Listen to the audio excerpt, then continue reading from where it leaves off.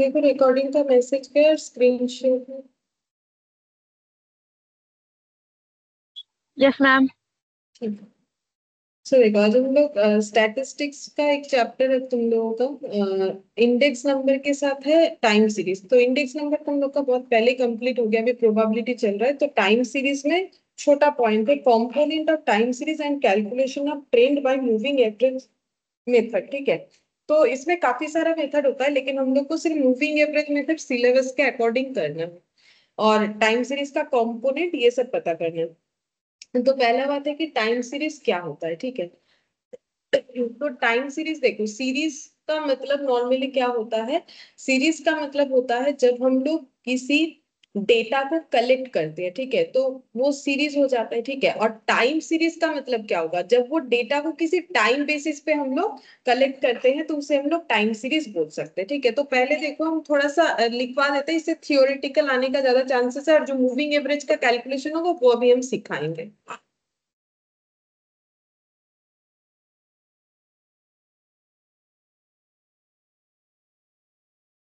तो सबसे पहले यहाँ पर टाइम सीरीज। ठीक है, टॉपिक का नाम है टाइम सीरीज। वैसे ये बहुत बड़ा टॉपिक होता है, लेकिन तुम लोग के सिलेबस में इतना कुछ नहीं है। इसमें सिर्फ ये है component of time series, calculation सिर्फ एक ही मेथड से है, मूविंग एवरेज मेथड से। गुड इवनिंग कर।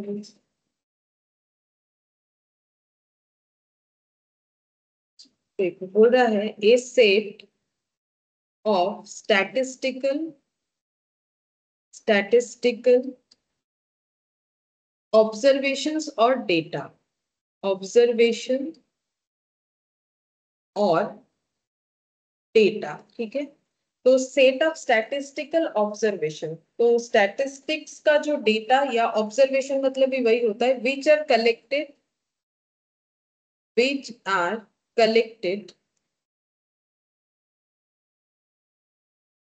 recorded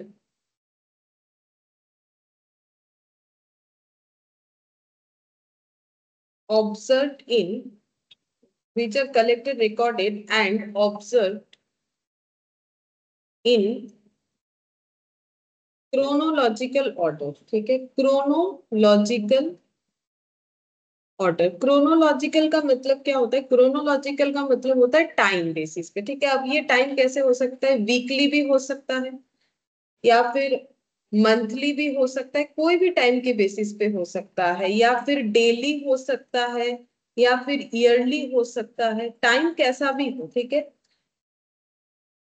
तो यहाँ पर देखो टाइम सीरीज का मतलब क्या हो जाएगा, सीरीज का मतलब स्टैटिस्टिकल डेटा या ऑब्जर्वेशंस को जब हम लोग कलेक्ट कर रहे हैं और जब उसको हम लोग एक जगह पे कलेक्ट कर लेते हैं, मतलब कलेक्शन ऑफ डेटा जो है वो सीरीज बन जाता है। अब उस कलेक्शन ऑफ डेटा को अगर हम लोग किसी टाइम वाइज कर रहे हैं, ठीक है, तो इसे क्या statistical observation data which are collected recorded and observe in chronological order. ठीक है, उसी को हम लोग बोलते हैं टाइम सीरीज। जैसे एग्जांपल के तौर पे ऐसा क्या डेटा कलेक्शन हो सकता है, जैसे प्राइस का। ठीक है, प्राइस का हम लोग किसी पर्टिकुलर प्रोडक्ट का या कॉमोडिटी जो भी बोलो उसका प्राइस का हम लोग जो है अप एंड डाउन देख रहे हैं। ठीक है, कि प्राइस कम रहा है कि बढ़ रहा है। अब कैसे देख रहे हैं, मान लो वीकली बेसिस पे देख रहे हैं या मंथली बेसिस पे। ठीक है, प्रोडक्शन, कोई कंपनी अपना प्रोडक्शन का जो मतलब क्वांटिटी है वो देख रही है, ज्यादा डिमांड होगा तो प्रोडक्शन बढ़ता जाएगा, कम होगा तो कम होते जाएगा। ठीक है, या फिर मान लो पर कैपिटा इनकम। ठीक है, इस तरीके का कोई भी चीज जिसका हम लोग टाइम बेसिस पे डेटा कलेक्ट कर रहे हैं, उसे रिकॉर्ड कर रहे हैं, एनालिसिस कर रहे हैं, उसे हम लोग बोलते हैं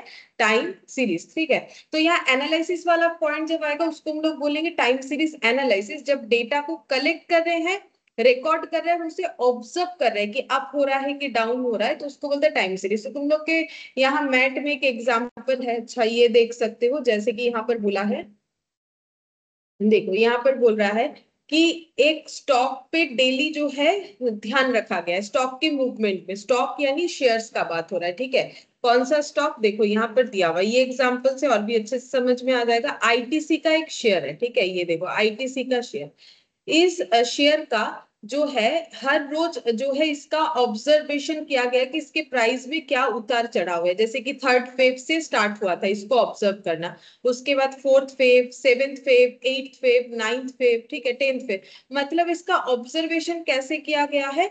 देखो यहाँ पर दिख रहा है कि किसी एक मंथ में इसका ऑब्जर्वेशन किया गया है, ठीक है। तो देखो प्रीवियस क्लोज मतलब 3rd फेब के आगे दिन ये शेयर क्लोज हुआ था 232.15 में, ठीक है। मतलब शेयर क्या होता है ना, हर रोज एक प्राइस पे क्लोज होता है, फिर नेक्स्ट दिन उसका ओपनिंग प्राइस होता है, मतलब वो तो फ्लक्चुएट होता है ना, चेंज होते जाता है।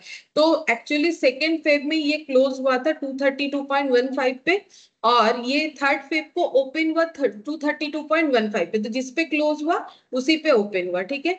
और उस दिन मतलब 3rd फेब को सबसे ज्यादा ये प्राइस दिखा, मतलब इसका प्राइस जो सबसे हाईएस्ट तक गया दैट इज 235.2, और सबसे लो प्राइस जब दिखा था वो 231.8। तो इस तरीके से इन्होंने कॉलम बना के दिखाया है कि नेक्स्ट दिन ये कितने में क्लोज हुआ था, ठीक है, लास्ट इस ये कितने में क्लोज हुआ, कितने में ओपन हुआ, हाईएस्ट कितना गया, लोएस्ट कितना गया, ऐसा करके पूरा डेटा कलेक्ट करके दिया हुआ है। तो ये क्या है, ये एग्जाम्पल है, ठीक है, किस चीज का, टाइम सीरीज का। तो हम लोगों ने क्या किया, एक शेयर का जो है डेटा, स्टैटिस्टिकल डेटा को कलेक्ट किया, ठीक है, उसे रिकॉर्ड किया, कलेक्ट किया तभी तो उसे रिकॉर्ड कर सकते हैं, एंड उसे ऑब्जर्व किया कि प्राइस में क्या उतार चढ़ाव है, ठीक है। तो इसी चीज को हम लोग बोलते हैं टाइम सीरीज। ये देखो यहाँ पर वही एग्जांपल दिया हुआ है कि daily stock price movement in NAC, NAC मतलब नेशनल स्टॉक मार्केट, ठीक है। तो ये एक एग्जांपल दिया हुआ है, तो इसी को हम लोग बोलते हैं टाइम सीरीज। बाकी यहाँ भी तुम लोग का डेफिनेशन दिया हुआ है कि ए time series a collection of data recorded over a period of time, जैसे कि data collected daily, data collected quarterly, monthly, जैसा भी हो, तो उसको हम लोग बोलते हैं टाइम सीरीज, ठीक है। अच्छा, अब यहाँ पर देखो, यहाँ पर हम एक एग्जाम्पल दे देते हैं, ये तो दिया है, चलो हम भी एक जो है इसका एग्जाम्पल टेबल के साथ बना देते हैं। जैसे कि मैंने यहाँ लिख दिया number of road accident, number of road accident weekly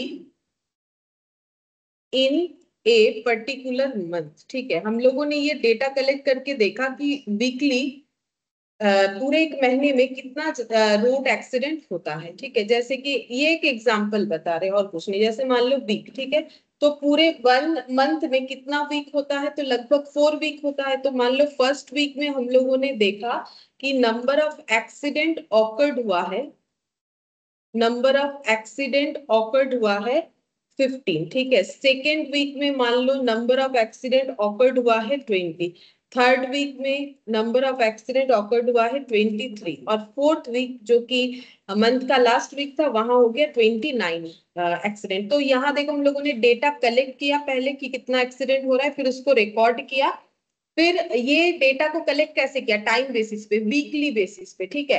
और इसको हम लोगों ने क्रोनोलॉजिकल मतलब वीकली बेसिस पे इसे अरेंज भी कर दिया, ठीक है। अब हम लोग इस पे ऑब्जर्व क्या करेंगे, ऑब्जर्वेशन से ये पता चल रहा है कि हर हफ्ते में एक्सीडेंट जो है वो बढ़ रहा है, ठीक है।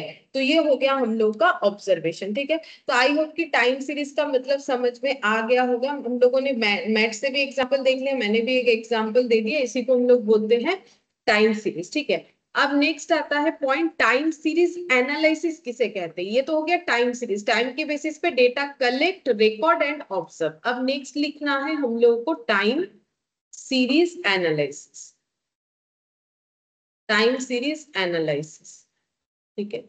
एनालिसिस में क्या होगा, एनालिसिस का मतलब होता है it means N analysis of, it means N analysis of history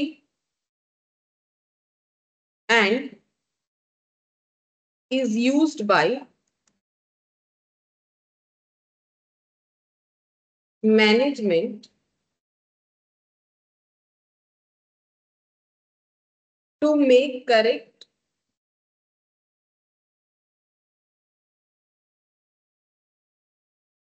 decision and plans based on long term forecasting. बताते हैं लॉन्ग टर्म फोरकास्टिंग, ठीक है। तो एनालिसिस ऑफ टाइम सीरीज या टाइम सीरीज एनालिसिस का मतलब क्या हो गया, जो हम लोगों ने टाइम सीरीज बनाया उसको हम लोग कैसे क्या एनालिसिस करेंगे, बोल रहे it means N analysis of history and is used by management. मतलब देखो कितने सारे एक्सीडेंट हुए हैं, ठीक है, तो ये तो जब हम लोगों ने कलेक्ट कर लिया ये तो एक पास्ट डेटा बन गया, यानी ये हिस्ट्री हो गया, ठीक है। तो बोल रहा है it means N analysis of history and is used by management. अब इसको क्या होगा, मैनेजमेंट यूज करता है ताकि वो करेक्ट डिसीजन ले पाए और and plan based on long term forecasting. मतलब क्या ऐसा करे, जैसे इस एग्जांपल के हिसाब से क्या ऐसा करे कि हम लोग का एक्सीडेंट जो है वो कम होना चाहिए, या फिर मान लो प्रोडक्शन का एनालिसिस करे तो हमें ये देखना चाहिए क्या ऐसा करे कि हमारा प्रोडक्शन और भी बढ़ना चाहिए, क्योंकि प्रोडक्शन हमेशा बढ़ने का सोचेंगे, ठीक है। एक्सीडेंट जो है कम होने से अच्छा, पर कैपिटा इनकम बढ़ने से अच्छा, किसी भी कॉमोडिटी का प्राइस अगर ज्यादा बढ़ जा रहा है लोग परचेज नहीं करे तो उसको कैसे कंट्रोल में रखें। तो अगर हमारे पास टाइम सीरीज रहेगा, टाइम सीरीज यानी कि डेटा का कलेक्शन रहेगा, तो उस हिस्टोरिकल डेटा को देख के मैनेजमेंट क्या कर सकता है, डिसीजन ले सकता है और फ्यूचर में लॉन्ग टर्म के लिए प्लान बना सकता है कि कोई चीज अगर कम करने में बेटर दिखता है तो वो कैसे कम करे, कोई चीज को अगर ज्यादा करना बेटर है तो वो कैसे करे। अब लॉन्ग टर्म फोरकास्टिंग का मतलब हो गया कि एक लॉन्ग टर्म प्लान लेके चलेंगे कि क्या ऐसा डिसीजन ले कि हमारा ये चीज फ्रूटफुल हो, जैसे क्या ऐसा करे कि एक्सीडेंट जो है वो कम होते जाए, तो वो सब लॉन्ग टर्म फोरकास्टिंग के लिए टाइम सीरीज एनालिसिस किया जाता है, ठीक है। तो ये हो गया टाइम सीरीज एनालिसिस किसे बोलते हैं, ये भी शायद यहाँ पर तुम लोग को मिल जाएगा, ठीक है। तो जो भी हो यहाँ पर मिल जाएगा, देखोगे तो मैंने इंपॉर्टेंट पॉइंट जो है वो लिखवा लिखवा रहे हैं ताकि तुम लोगों को एमसीक्यू वगैरह करने में प्रॉब्लम ना हो। फिर हम लोग लिखेंगे characteristics of time series, characteristics of time series, ठीक है। टाइम सीरीज का कैरेक्टरिस्टिक्स क्या होता है, तो इसमें लिखेंगे data collected should be homogeneous, data collected should be homogeneous. Data collected should be homogeneous का मतलब होता है कि जो डेटा हम लोग कलेक्ट करेंगे वो एक ही जैसा होना चाहिए। मतलब ऐसा ना हो एक प्रोडक्शन का डेटा कलेक्ट कर लिया, एक सेल का कर लिया, एक कुछ और कर लिया, ऐसे करने से हम लोग एनालिसिस नहीं कर पाएंगे। एक ही तरह का चीज होगा तब ना एनालिसिस कर पाएंगे, ठीक है। नहीं तो एनालिसिस नहीं कर पाएंगे। जैसे मान लो किसी का, अगर हम लोग को किसी भी चीज का एनालिसिस करना है, जैसे कि मान लो कि कोई एक पर्टिकुलर कॉमोडिटी ए का प्राइस का एनालिसिस, अब ए का भी डेटा ले लेंगे, बी का भी ले लेंगे, सी का भी ले लेंगे, तो कैसे एनालिसिस करेंगे, ठीक है।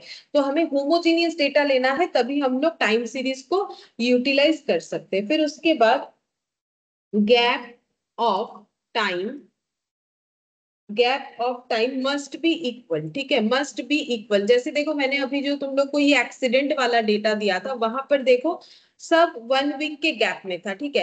अब 1 वीक के बाद मान लो पहले वीक का ले लिया, फिर 2-3 महीने बाद लिया, तो फिर वो डेटा फिट कहाँ बैठेगा, क्योंकि बीच में क्या हुआ वो तो हमें पता नहीं चलेगा। या फिर ये शेयर का ही देख लो, शेयर का यहाँ पर डेली बेसिस पे लिया हुआ है, तो एक 2-3 दिन डेली बेसिस पे ले लिया, फिर मंथली ले लिया, फिर ईयरली ले लिया, ऐसे एनालिसिस नहीं होगा। लेना है तो पूरा डेली बेसिस पे लो, या पूरा मंथली लो, या फिर पूरा ईयरली लो, ठीक है। तो हमें कोई सही एनालिसिस मिलेगा, ठीक है। तो हम लोग इस तरीके से एनालिसिस करेंगे ताकि हमारा कलेक्टेड डेटा भी एक ही तरीके का हो, और उसमें जो गैप ले रहे हैं हम लोग टाइम का, चाहे डेली लो, चाहे वीकली लो, चाहे मंथली लो, वो बराबर होना चाहिए। फिर क्या हो जाएगा, डेटा एज पर, डेटा कैसा होना चाहिए, data as per reasonable period, ठीक है। हमें रीजनेबल पीरियड पहले ही चूज कर लेना चाहिए। मतलब ये जो हम लोग कोई भी एनालिसिस करना चाह रहे हैं उसके लिए हमारे लिए कौन सा पीरियड जो है फिट बैठता है, मतलब डे टू डे ले, या फिर वीकली लेने से चलेगा, या मंथली लेने से चलेगा, या ईयरली लेने से चलेगा, तो वो भी हमें रीजनेबल बेसिस पे चूज करना चाहिए। तो वो हम लोग क्या चीज का एनालिसिस कर रहे हैं उसके ऊपर डिपेंड करता है, ठीक है। तो data as per reasonable period, इसका मतलब ये होता है। अच्छा, अब नेक्स्ट हम लोग लिखेंगे objective of time series, objective of time series, ठीक है। टाइम सीरीज का क्या ऑब्जेक्टिव है, तो ऑब्जेक्टिव ऑफ टाइम सीरीज में हम लोग लिखेंगे पहला, evaluate past performance in respect of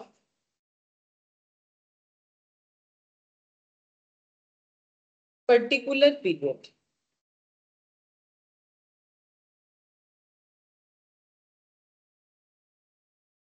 ठीक है, तो हम लोग क्या करेंगे, पास्ट परफॉर्मेंस को इवेल्यूट कर सकते हैं। ठीक है, जैसे मान लो तुम लोग अपने रिजल्ट का ही अगर एनालिसिस करना चाहते हो, ठीक है, तो अगर तुम लोग के पास पास्ट एग्जाम का डेटा है तो फिर उससे क्या कर पाओगे कि उससे पास्ट परफॉर्मेंस को एनालिसिस कर पाओगे। ठीक है, तो टाइम सीरीज लोग क्यों करते हैं, जैसे ये आईटीसी का शेयर, ठीक है, तो ये थर्ड फेब को कैसे काम कर रहा, थर्ड फेब को इसका क्या कंडीशन था, फोर्थ फेब को क्या था, सेवेंथ फेब को क्या था। ठीक है, तो पास्ट में क्या परफॉर्मेंस दे रहा था ये शेयर, उसको हम लोग कैलकुलेट कर सकते हैं। ठीक है, इसीलिए हम लोग टाइम सीरीज एनालिसिस करते हैं। सेकंड हो जाएगा helps in future forecasting of future forecasting of the particular variable.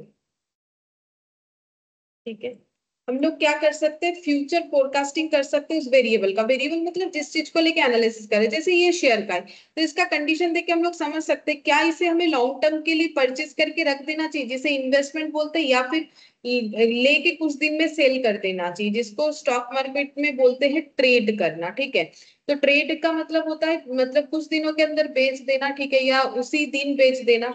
और इन्वेस्टमेंट का मतलब होता है शेयर खरीद के रख दिया 5 साल 10 साल 15 साल, तो उसके परफॉर्मेंस के ऊपर डिपेंड करेगा ना कि हमें ये शेयर को मतलब खरीद के रखना चाहिए या नहीं रखना चाहिए। तो दैट इज कॉल्ड इन्वेस्टमेंट, मतलब हमें इन्वेस्टमेंट करना चाहिए कि नहीं करना चाहिए, एक एग्जाम्पल दिया। और किसी भी चीज पर अलग अलग जो है हम लोग एनालिसिस कर सकते हैं, तो हमें फ्यूचर फोरकास्टिंग करने में हेल्प मिलता है। ये ऑलरेडी मैंने एक बार यहाँ पर लिखवाया हुआ है। ठीक है, फिर भी ऑब्जेक्टिव में ये पॉइंट आएगा तो मैंने बता दिया। फिर can set up short term and long term strategies.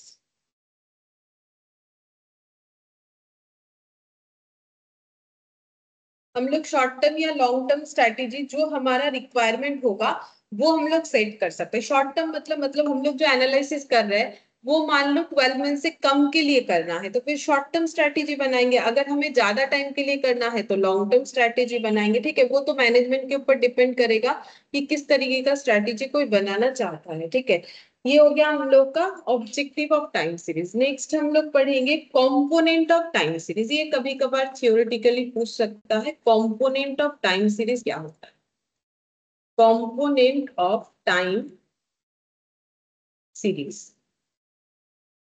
ठीक है, तो देखो मेनली जो है कितना सारा कंपोनेंट होता है, 4 टाइप्स होता है, 4 टाइप्स ऑफ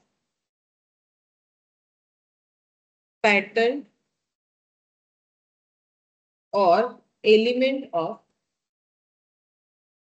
टाइम सीरीज। एक है सेक्युलर ट्रेंड, सेकेंड है साइक्लिकल,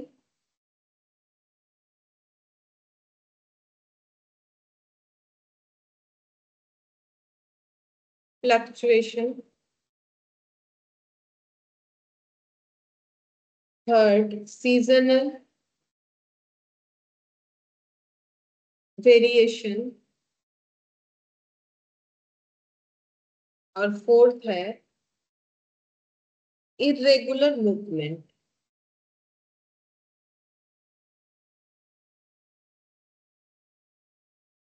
ठीक है, अब ये सबको ना अलग अलग जो है डिनोट किया जाता है। जैसे सेकुलर ट्रेंड को टी से डिनोट किया जाता है, साइक्लिकल फ्लक्चुएशन को सी से, सीजनल वेरिएशंस को एस से, और इरेगुलर मूवमेंट को आई से डिनोट किया जाता है। ठीक है, अच्छा अब देखो यहाँ पर सबसे पहले सेकुलर ट्रेंड। अब ये सेकुलर ट्रेंड क्या होता है, सेकुलर ट्रेंड का मतलब यहाँ पर एनालिसिस थोड़ा सा बता देते हैं। देखो secular trend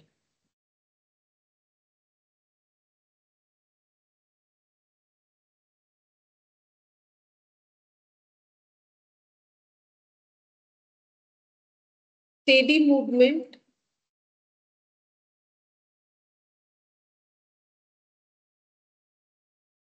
over a long period of time, over a long period of time. Example के तौर पे पॉपुलेशन चेंज,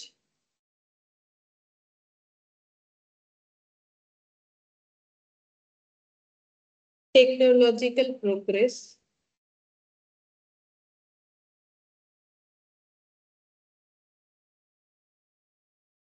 एटसेट्रा। ठीक है, तो समझाते हैं सेक्युलर ट्रेंड में क्या होता है। तो सेक्युलर ट्रेंड का मतलब होता है कि steady movement over a long period of time, मतलब काफी दिन के बाद मूवमेंट दिखेगा, और वो जो है स्टेडी मूवमेंट दिखेगा। जैसे देखो पॉपुलेशन चेंज, तो पॉपुलेशन का कैलकुलेशन जो है वो एक पर्टिकुलर गैप में होता है, 5 इयर्स 10 इयर्स, ठीक है, जो सेंसस होता है, तो सेंसस कैलकुलेशन, ठीक है। तो वो लॉन्ग पीरियड ऑफ टाइम। जैसे देखो कोई टेक्नोलॉजिकल चेंजेस, तो आज बोलने से कल टेक्नोलॉजिकल चेंजेस नहीं आ जाता है, धीरे धीरे आता है, उसमें टाइम लगता है। जैसे विंडोज का भी कितना सारा वर्जन आ गया, ठीक है, तो वो कोई एक दिन में थोड़ी ना आया है, ठीक है। पहले कुछ था, फिर धीरे धीरे एक एक स्टेप बढ़ते बढ़ते आता है, ठीक है। तो टेक्नोलॉजिकल प्रोग्रेस, जैसे 4G 5G ये सब आया, तो ये टेक्नोलॉजिकल प्रोग्रेस, तो ये क्या है, धीरे धीरे होगा, लॉन्ग पीरियड ऑफ टाइम के अंदर होगा, ऐसा नहीं कि शॉर्ट पीरियड में ही हो जाता है। तो ऐसे जो मूवमेंट दिखते हैं, जो काफी दिन बाद बाद बाद जिसका मतलब चेंजेस हमें दिखता है और स्टेडी चेंजेस दिखता है, इसको हम लोग बोलते हैं सेक्युलर ट्रेंड, ठीक है। इसके बाद हम लोग पढ़ेंगे ये वाला साइक्लिकल फ्लक्चुएशन। ये क्या होता है, cyclical fluctuation, cyclical fluctuation. Cyclical fluctuation क्या होता है, साइक्लिकल फ्लक्चुएशन का मतलब होता है long term movement that, long term movement that represents consistently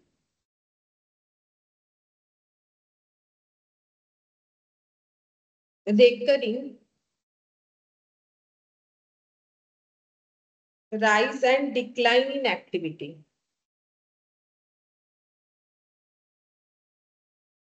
decline in activity।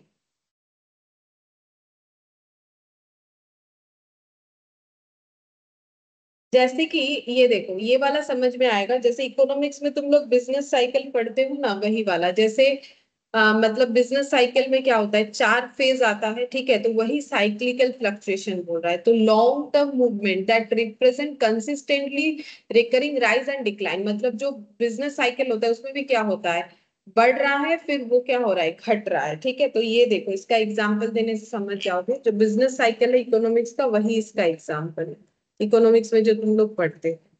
A business cycle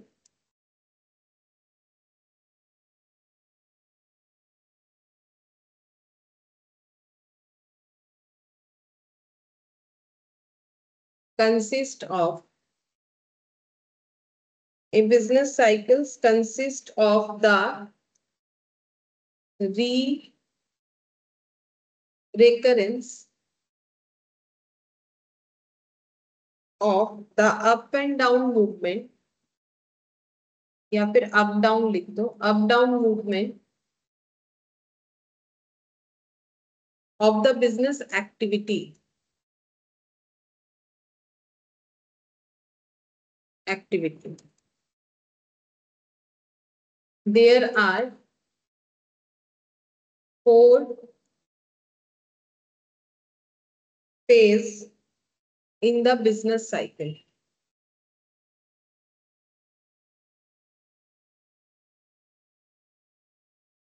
in the business cycle, ठीक है। बिजनेस साइकिल का 4 फेज होता है। पहला फेज होता है पीक, सेकेंड होता है कॉन्ट्रैक्शन,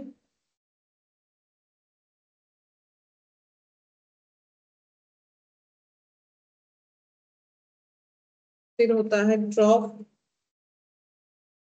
और रिकवरी। जो तुम लोग इकोनॉमिक्स में पढ़ते हो ना, पहले ग्रोथ, फिर उसके बाद रिसेशन, फिर डिप्रेशन, फिर रिकवरी, वही वाला है। ठीक है, यहाँ अलग नाम है, वो भी चलेगा, वो भी कर सकते हो। ये तो जस्ट एग्जांपल देने के लिए था। ठीक है, तो साइक्लिक फ्लक्चुएशन का मतलब ये हो जाता है। ठीक है, फिर सीजनल वेरिएशन था। देखो नेक्स्ट था हम लोग का सीजनल वेरिएशन। सीजनल वेरिएशन, तो सीजनल वेरिएशन का मतलब क्या हो जाएगा, जैसे क्लाइमेट के ऊपर डिपेंड करके, जैसे देखो ठंडे के मौसम में अलग हो जाता है। ठीक है, जैसे गर्मी के मौसम में एसी का डिमांड। ठीक है, तो ये सीजनल वेरिएशन हो गया। तो यहाँ पर लिखते हैं periodic movement in business activity which occur regularly every year, repeat during a period of 12 months। ठीक है, एग्जाम्पल जैसे कि क्लाइमेट एंड वेदर कंडीशन। हर साल क्या होता है कि जैसे देखो नॉर्मली अभी तो ठंडे का मौसम चल रहा है, लेकिन ठंडा नहीं गिरा, बात अलग है। नवंबर दिसंबर जैन फेब, ठीक है, ये सब होता है विंटर वाला मौसम। ठीक है, गर्मी का मौसम जो है उसके बाद मार्च अप्रैल मई जून, उसके बाद बरसात वाला आता है। तो ये seasonal variation, periodic movement in business. अब ये बिजनेस एक्टिविटी में कैसे आएगा, जैसे मैंने बोला कि एसी का डिमांड गर्मी में, तो वो भी हो सकता है periodic movement in business activity which occur regularly every year. हर साल जो पीरियोडिक मूवमेंट आता है बिजनेस में, और नॉर्मली ये रिपीट होता है 12 मंथ्स के गैप में, क्योंकि अभी ठंडा है। ठीक है, तो उसके बाद गर्मी का मौसम आएगा तो फिर एसी का डिमांड होगा, फिर नेक्स्ट ईयर जब गर्मी आएगा तब एसी का डिमांड होगा। ठीक है, तो वही बोल रहा है कि 12 मंथ्स में ये अपने आप को रिपीट करेगा। तो ये हम लोग का हो गया जो है सीजनल वेरिएशन। ठीक है, उसके बाद हम लोग पढ़ेंगे नेक्स्ट इरेगुलर मूवमेंट। ठीक है, इसके बाद पढ़ेंगे irregular movement.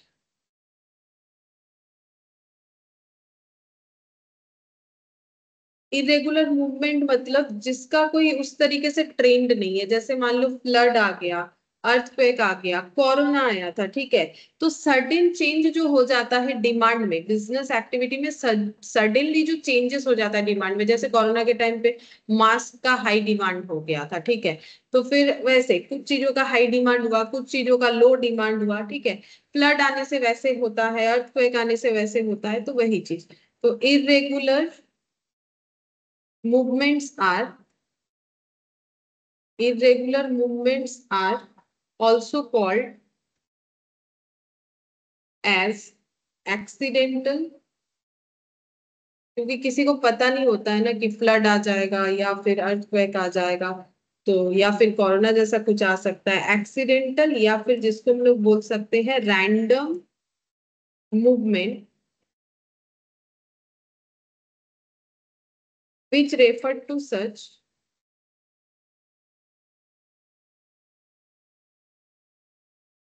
variation in business activity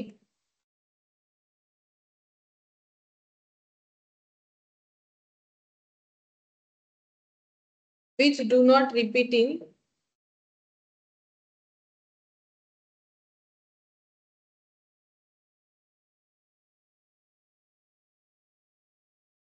a definite pattern। देखो अभी कोरोना है तो इसके बाद भी कोरोना आ जाएगा, ऐसा हम लोग कुछ प्रेडिक्शन थोड़ी ना कर सकते। तो irregular movement are also called as accidental और रैंडम मूवमेंट। इरेगुलर मूवमेंट का और दो नाम है, जिसको एक्सीडेंटल या रैंडम मूवमेंट बोल सकते हैं। ये किस चीज को रेफर करता है, ऐसे वेरिएशंस को बिजनेस में जो कि कब कब रिपीट होगा उसका कोई पैटर्न हमें नहीं पता होता है। जैसे कि एग्जाम्पल के तौर पे किसी साल या किसी टाइम पीरियड में फ्लड आ जाना। फ्लड अपने आप को दोबारा कब रिपीट करेगा इसका हमें कभी नहीं पता होता है। अर्थ हुए, ठीक है, इसका भी हमें नहीं पता। इस बार भूकंप आया, फिर कब आएगा नहीं पता, ठीक है, कोरोना जैसा कुछ प्रॉब्लम, ठीक है। तो ये जो है ये सब एग्जाम्पल हो गया हम लोग का इरेगुलर मूवमेंट, क्योंकि ये सारे प्रॉब्लम जो है ये क्या होता है ना, ये रिजल्ट ऐसे लिख सकते हो, result in sudden change in demand. Sudden change in demand, demand में सडन चेंज लाता है, इसीलिए इसका नाम है इरेगुलर मूवमेंट, ठीक है। जब सीजनल बेसिस पे चेंज होता है तो सीजनल वेरिएशंस, ठीक है। ऐसे करके ये जो चार वेरिएशंस है, देखो तुम लोग को कोई ये सब डेफिनेशन लिखने नहीं देगा, लेकिन ये वेरिएशंस को याद रखने के लिए जब पढ़ोगे तो ये एग्जांपल्स काफी काम आएगा। एक बार जस्ट इसको रीड करने से वेरिएशंस का नाम जो है याद हो जाएगा, कुछ एग्जांपल के साथ दे सकता है कि ये कौन सा वेरिएशन है, ठीक है। तो फिर उसके हिसाब से हम लोग आराम से लिख सकते हैं। अच्छा, अब नेक्स्ट हम लोग पढ़ेंगे यहाँ पर कुछ मॉडल होता है, ठीक है, मॉडल ऑफ, यहाँ पर model of decomposition of time series, decomposition of time series, time series, ठीक है। अब डिकम्पोजिशन का मतलब क्या होता है? डिकम्पोजिशन का मतलब होता है to break data of time series into four individual component.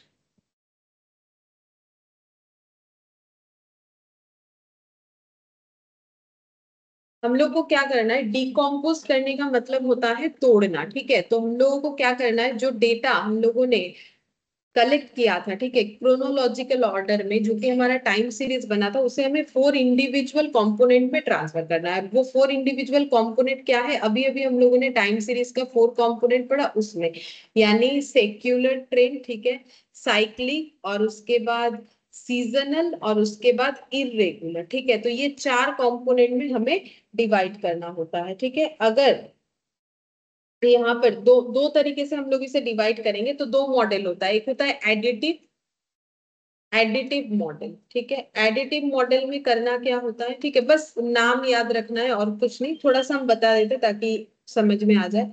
Observe values of time series, मतलब टाइम सीरीज में जो हम लोगों ने डेटा कलेक्ट किया, ऑब्जर्व मतलब डेटा कलेक्ट किया, अभी थोड़ी देर पहले स्टार्टिंग में ही लिखवाया था कि ऑब्जर्व का मतलब ही होता है डेटा, ठीक है, कलेक्ट करना। तो उसको हमें, अगर एडिटिव मॉडल है तो T plus C plus S plus I करना होगा, ठीक है। अगर एडिटिव मॉडल है, ये इस पे कोई कैलकुलेशन वगैरह नहीं देगा, जस्ट याद रखना है कि एडिटिव हुआ तो फोर कंपोनेंट का एडिशन होगा, ठीक है। अच्छा, और एक मॉडल होता है जिसको हम लोग बोलते हैं मल्टीप्लीकेशन। अच्छा, इस पे एक दो पॉइंट लिखवा देते हैं, चलो उतना इंपॉर्टेंट तो है नहीं, फिर भी लिखवा देते हैं। जैसे पहला point, it is assumed that four components are independent of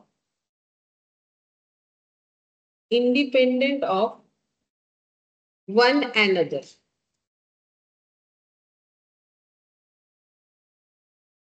Movement in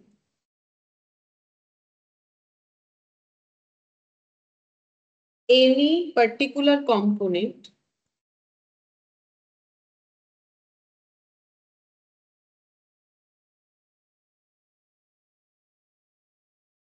are not affected by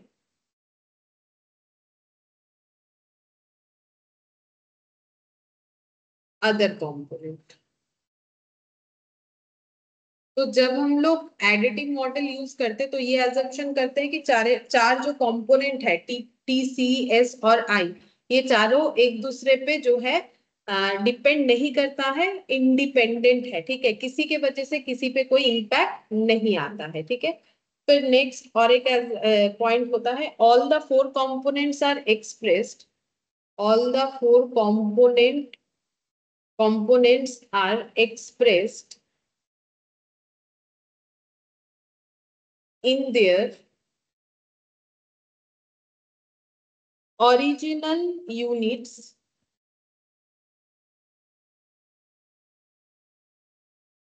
and take positive or negative values. Take positive, ये पॉजिटिव लिखा है मैंने प्लस भी, पॉजिटिव और नेगेटिव वैल्यूज, ठीक है। तो देखो सारे जो चार कंपोनेंट्स है वो सभी जब हम लोग यहाँ कलेक्ट करेंगे एडिटिव मॉडल के लिए, क्या होता है वो जरूरी नहीं है क्योंकि वो तुम लोग का है नहीं सिलेबस में। फिर भी एडिटिव मॉडल में क्या होगा, ये जो चार कंपोनेंट लेंगे ये सभी का यूनिट जो है ओरिजिनली उसी बेसिस पे लेना है। और अगर किसी का वैल्यू पॉजिटिव है तो भी लेना है, किसी का वैल्यू नेगेटिव है तो भी लेना है। पॉजिटिव का वैल्यू पॉजिटिव हिसाब से लेना है, नेगेटिव का नेगेटिव हिसाब से लेना है, ठीक है। और एक होगा एडिटिव मॉडल के बाद मल्टीप्लिकेशन मॉडल। तो नेक्स्ट लिखेंगे multiplication model.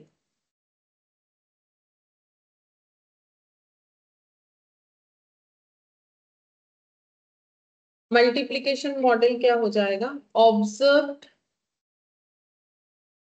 Values of time series equal हो जाएगा, क्योंकि मल्टीप्लीकेशन है तो टी इंटू सी इंटू एस इंटू आई, तो वही चार कंपोनेंट का वहां एडिटिव मॉडल में प्लस होता है, यहाँ पर मल्टीप्लीकेशन, बस इतना याद रखना काफी है। और इसमें भी एक दो पॉइंट और लिखवा देते हैं। It is assumed that four components are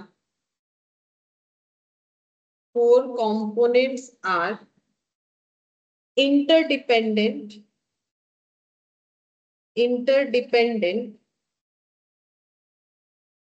with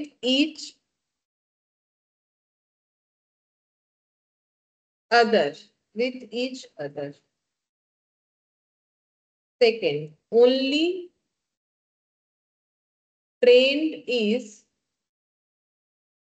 expressed in original values. और लास्ट पॉइंट इस पे, rest of the three component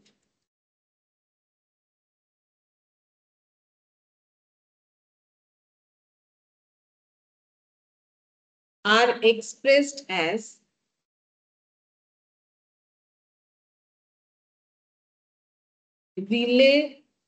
relatives और percentage। बता देते हैं, देखो ये मैंने क्या लिखा है कि मल्टीप्लिकेशन मॉडल पे जो रूल्स होता है वो बता रहे हैं। मल्टीप्लिकेशन मॉडल में क्या होता है, हम लोग टाइम सीरीज के जो डेटा कलेक्ट किए उसे टी इंटू सी इंटू एस इंटू आई लिखना पड़ेगा, क्योंकि मल्टीप्लिकेशन है तो ऑब्वियसली मल्टीप्लाई करके लिखना पड़ेगा। वहां पर सारे कंपोनेंट जो है इंडिपेंडेंट है, यहाँ पर इंटरडिपेंडेंट है, मतलब एक के ऊपर एक का असर आएगा।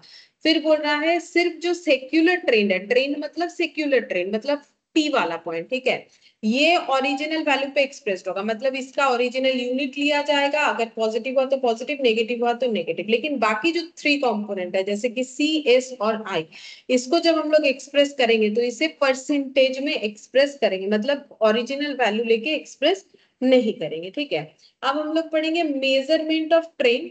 नेक्स्ट इसके बाद measurement of trend, measurement of trend, ठीक है। इसमें चार तरीका बताया गया है, एक है free hand method,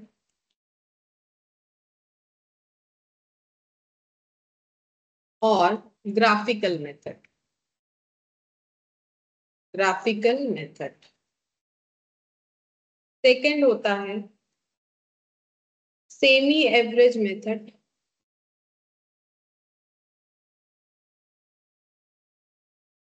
third moving average method, जिससे तुम लोग का क्वेश्चन आएगा क्योंकि यही सिलेबस में मतलब पूरा डिटेल्स में बोला है, मूविंग एवरेज मेथड और लीस्ट स्क्वेयर मेथड। कैलकुलेशन वाला जो पॉइंट है वो इससे आने वाला है, बाकी सबसे कैलकुलेशन वाला पॉइंट कुछ भी नहीं आएगा, ठीक है। तो सबसे पहले जो है फ्री हैंड मेथड, तो फ्री हैंड मेथड देखो हम यहाँ से दिखा रहे, फ्री हैंड मेथड जो है वो कौन सा है, यहाँ पर ही दिख जाएगा, मतलब ग्राफ का ड्राइंग। ये देखो जो भी है ना इंपॉर्टेंट मैंने लिखवा दिया, क्योंकि यहाँ तो काफी सारा चीज लिखा हुआ है, पढ़ने में प्रॉब्लम होगा तो मैंने लिखवा दिया। तो ये देखो फ्री हैंड मेथड में हमारा क्या होगा, ये देखो ये जो शेयर था ना, ये देखो आईटीसी का शेयर का जो डेटा था उसको ग्राफ में प्लॉट किया गया किस हिसाब से, कि प्राइस का, देखो प्राइस यहाँ पर ले लिया, देखो जनवरी 22, फिर इसके बाद फेब 8 फेब ऐसे करके डेटा कलेक्ट हुआ है, ठीक है, और उस डेटा को प्लॉट कर दिया गया है। सीधा बात है, अगर हम लोग, नाम क्या है, नाम है हम लोगों का फ्री हैंड और ग्राफिकल मेथड, मतलब हम लोग कोई भी कलेक्टेड डेटा को अगर ग्राफ में प्लॉट करते हैं और उसके बाद उसके ट्रेंड को ऑब्जर्व करते हैं। जैसे देखो ये शेयर का जो ट्रेंड है ये कुछ कुछ ऐसे दिख रहा है, फिर हम लोगों ने क्या किया, ऐसे करके एक लाइन लगा दिया, तो ये लाइन जो है, ये ट्रेंड जो है, ये हमें कुछ बताएगा कि शेयर का वैल्यू अपवर्ड है कि डाउनवर्ड है, ठीक है। तो ये जो ट्रेंड हमें बताया जा रहा है, इसी, ये जो मेथड फॉलो किया गया है इसी को हम लोग बोलते हैं ग्राफिकल मेथड, ठीक है।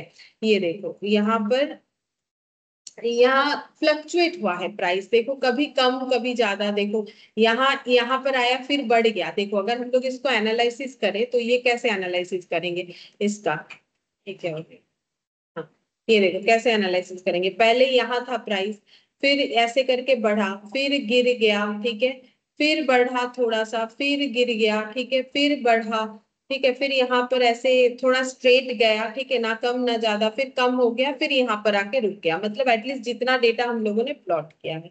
तो वही बोल रहा है, देखो the green part of the chart is the time series plot, as seen there are random fluctuation date wise, तो randomly fluctuate हुआ है, कम ज्यादा कम ज्यादा कम ज्यादा, ठीक है, sometimes price goes above and black line and sometimes goes below that line, ठीक है। तो ये जो लाइन लगा हुआ है तो बोल रहा है कि कभी कभी प्राइस बढ़ रहा है, कभी कभी कम हो रहा है, तो यही ट्रेंड है, ठीक है, इसको भी हम लोग सेक्युलर ट्रेंड भी बोल सकते हैं। ये जो ड्रॉ करने का पैटर्न है, मेथड है, इसको हम लोग बोलते हैं फ्री हैंड और ग्राफिकल मेथड, ठीक है, इस चीज को हम लोग बोलेंगे फ्री हैंड और ग्राफिकल मेथड।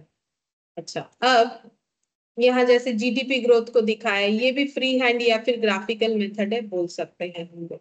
अब देखो सबसे इंपॉर्टेंट जो है हम लोग का, वो है मूविंग एवरेज मेथड, उसी से क्वेश्चन आएगा, बाकी मेथड का जो नाम बता दिया, ठीक है, एक बार ध्यान रखो।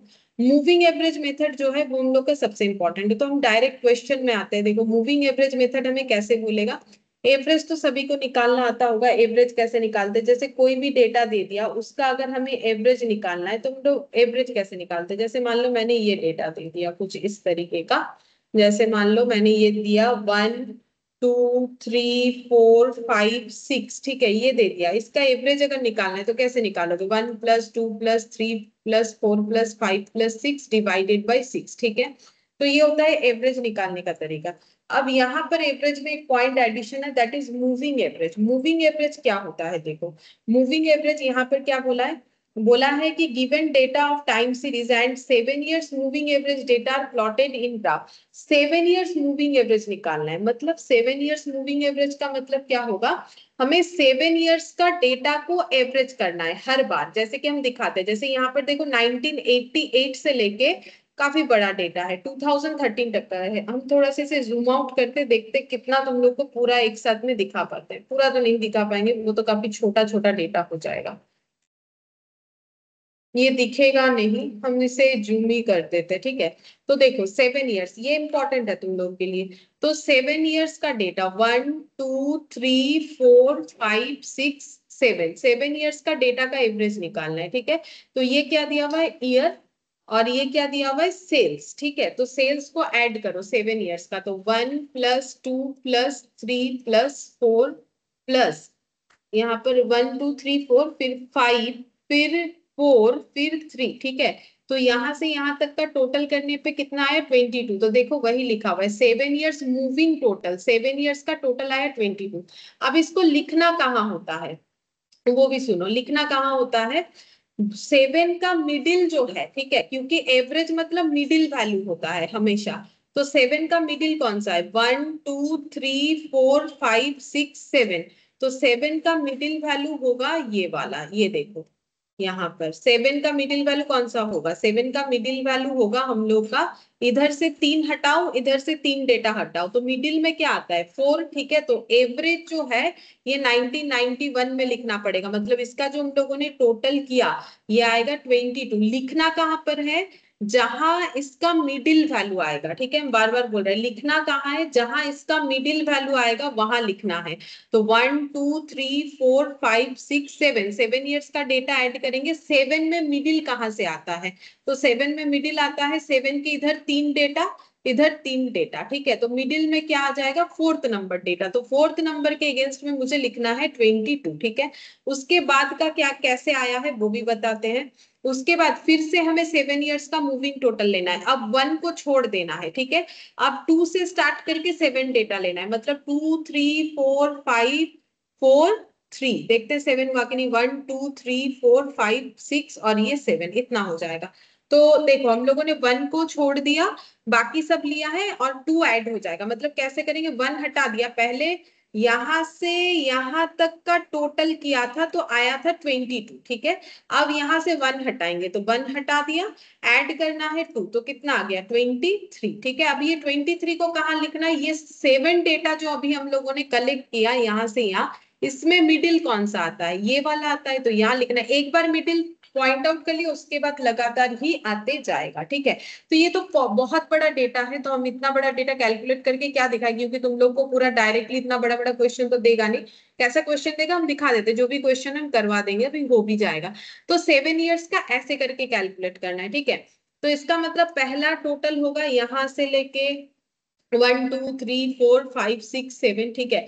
फिर उसके बाद वाला ये 2 से लेके 1 2 3 4 5 6 7, पहले यहां तक हुआ, फिर यहाँ, ठीक है। फिर नेक्स्ट यहाँ से यहाँ तक का अगर तुम लोग टोटल करोगे तो फिर ये आ जाएगा, ठीक है, ये वाला डेटा।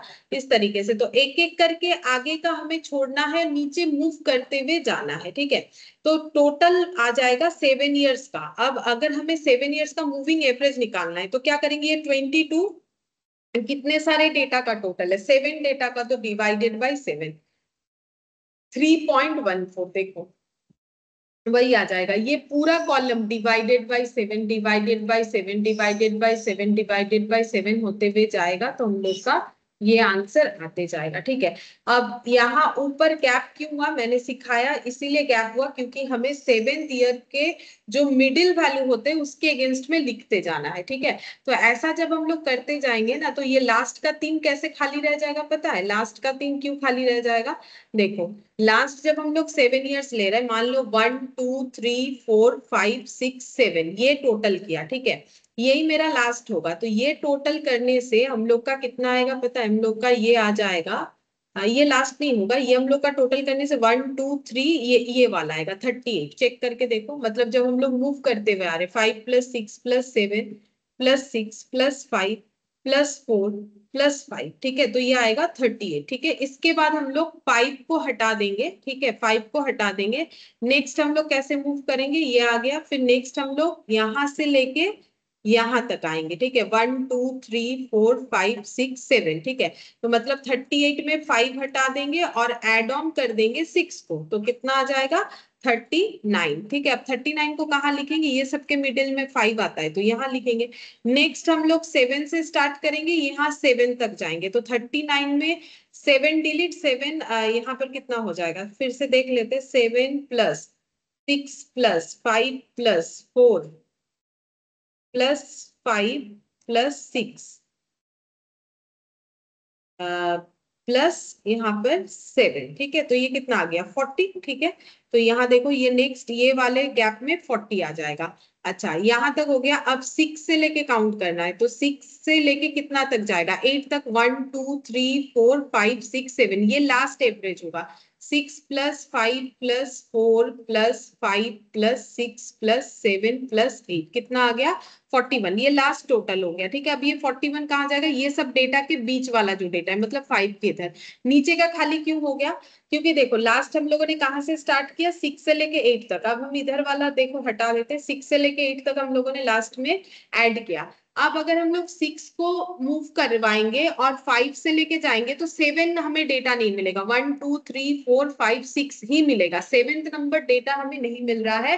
तो इसीलिए ये सारे गैप में चले जाएंगे, आगे का एक भी ऐसा नहीं होगा जहां पर हमें 7 वैल्यूज मिले जिसका हम लोग एवरेज करें, क्योंकि क्वेश्चन में तो हमें बोला है 7 ईयर्स मूविंग एवरेज निकालने के लिए। तो एवरेज का पैटर्न तो वही है, 7 डेटा ऐड करो डिवाइडेड बाय 7, उसमें तो कोई नया बात नहीं है। लेकिन ऐड कैसे करना है, तो ऐड स्टार्टिंग से शुरू करना है और पहला 7 डेटा लेते जाना है और लिखना कहां पर है उस डेटा का टोटल, जो 7th का मिडिल वाला होगा वहां पर लिखना पड़ेगा, ठीक है। और उसके बाद 7 से एवरेज, और उसके बाद मूव करना है। मूविंग कैसे होगा, फॉरवर्ड में एक एक डेटा छोड़ते जाना है और नीचे एक एक डेटा लेते जाना है, ठीक है। इस तरीके से कैलकुलेशन करना है, ये पैटर्न होगा। अच्छा, अब यहाँ पर देखो, जैसे ये 2007 का ही अगर देखोगे ना, ये देखो 2007, देखो यहाँ पर हम बता रहे, अगर मुझे बोले कि 2007 का जो है एवरेज निकालना है, ठीक है, तो हम लोग कैसे निकाल सकते हैं। देखो 2007 का अगर एवरेज निकालने बोला है, मतलब जो मेरा आंसर एक्चुअली यहाँ पर कितना आया हुआ है 30। अच्छा ठीक है, चलो ये बता दिए, दूसरे क्वेश्चन में बताते ये वाला चीज, दूसरे क्वेश्चन में बताते ये, तो बताया मैंने कैसे करके कैलकुलेशन होगा, ठीक है। अच्छा, ये यहाँ पर ये वाला देखो, ये क्वेश्चन क्या बोला है, ये यहाँ पर पहले क्वेश्चन दिया है 1995 से लेकर 2013 तक का हम लोग को डेटा गिवन है, ठीक है।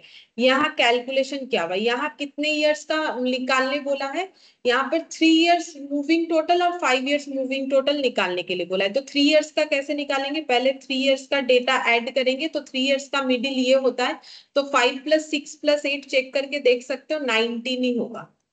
ये देखो 19 हो गया, ठीक है। अब 19 डिवाइडेड बाय अगर 3 कर देंगे तो उसका एवरेज मिल जाएगा, ये देखो 6.333, ठीक है, उसका एवरेज मिल गया। सिंपल है, बस लिखने का तरीका देखना है। अब ये हो गया। अब 5 इयर्स का अगर करना है तो 5 + 6 + 8 + 10 + 5, मतलब 19 में अगर 15 ऐड कर देंगे तो हम लोग का कितना आ जाएगा 34। अब 5 इयर्स का मिडिल कौन सा होगा, 5 इयर्स का मिडिल होगा फ्रंट में 2 डेटा, बैकवर्ड में 2 डेटा, मिडिल वाला, मतलब ये 8 हो जाएगा, ठीक है। इसीलिए यहाँ लिखा हुआ है। अब इस 34 को डिवाइडेड बाई कर दो 5 से, तो तुम लोग को पता चल जाएगा 6.8 एवरेज आ जाएगा। एवरेज करने का तरीका वही है, बस मूविंग एवरेज में क्या है, मूव करते हुए जाना है, एक एक डेटा को हमें छोड़ते हुए जाना पड़ेगा, ठीक है, एक एक डेटा को हम लोग को छोड़ते हुए जाना पड़ेगा। अच्छा, अब यहाँ पर एक चीज देखो, जैसे हम ये वाला डेटा बताते हैं, जैसे कि 2007 ये वाला लेते जो हम बताना चाह रहे थे।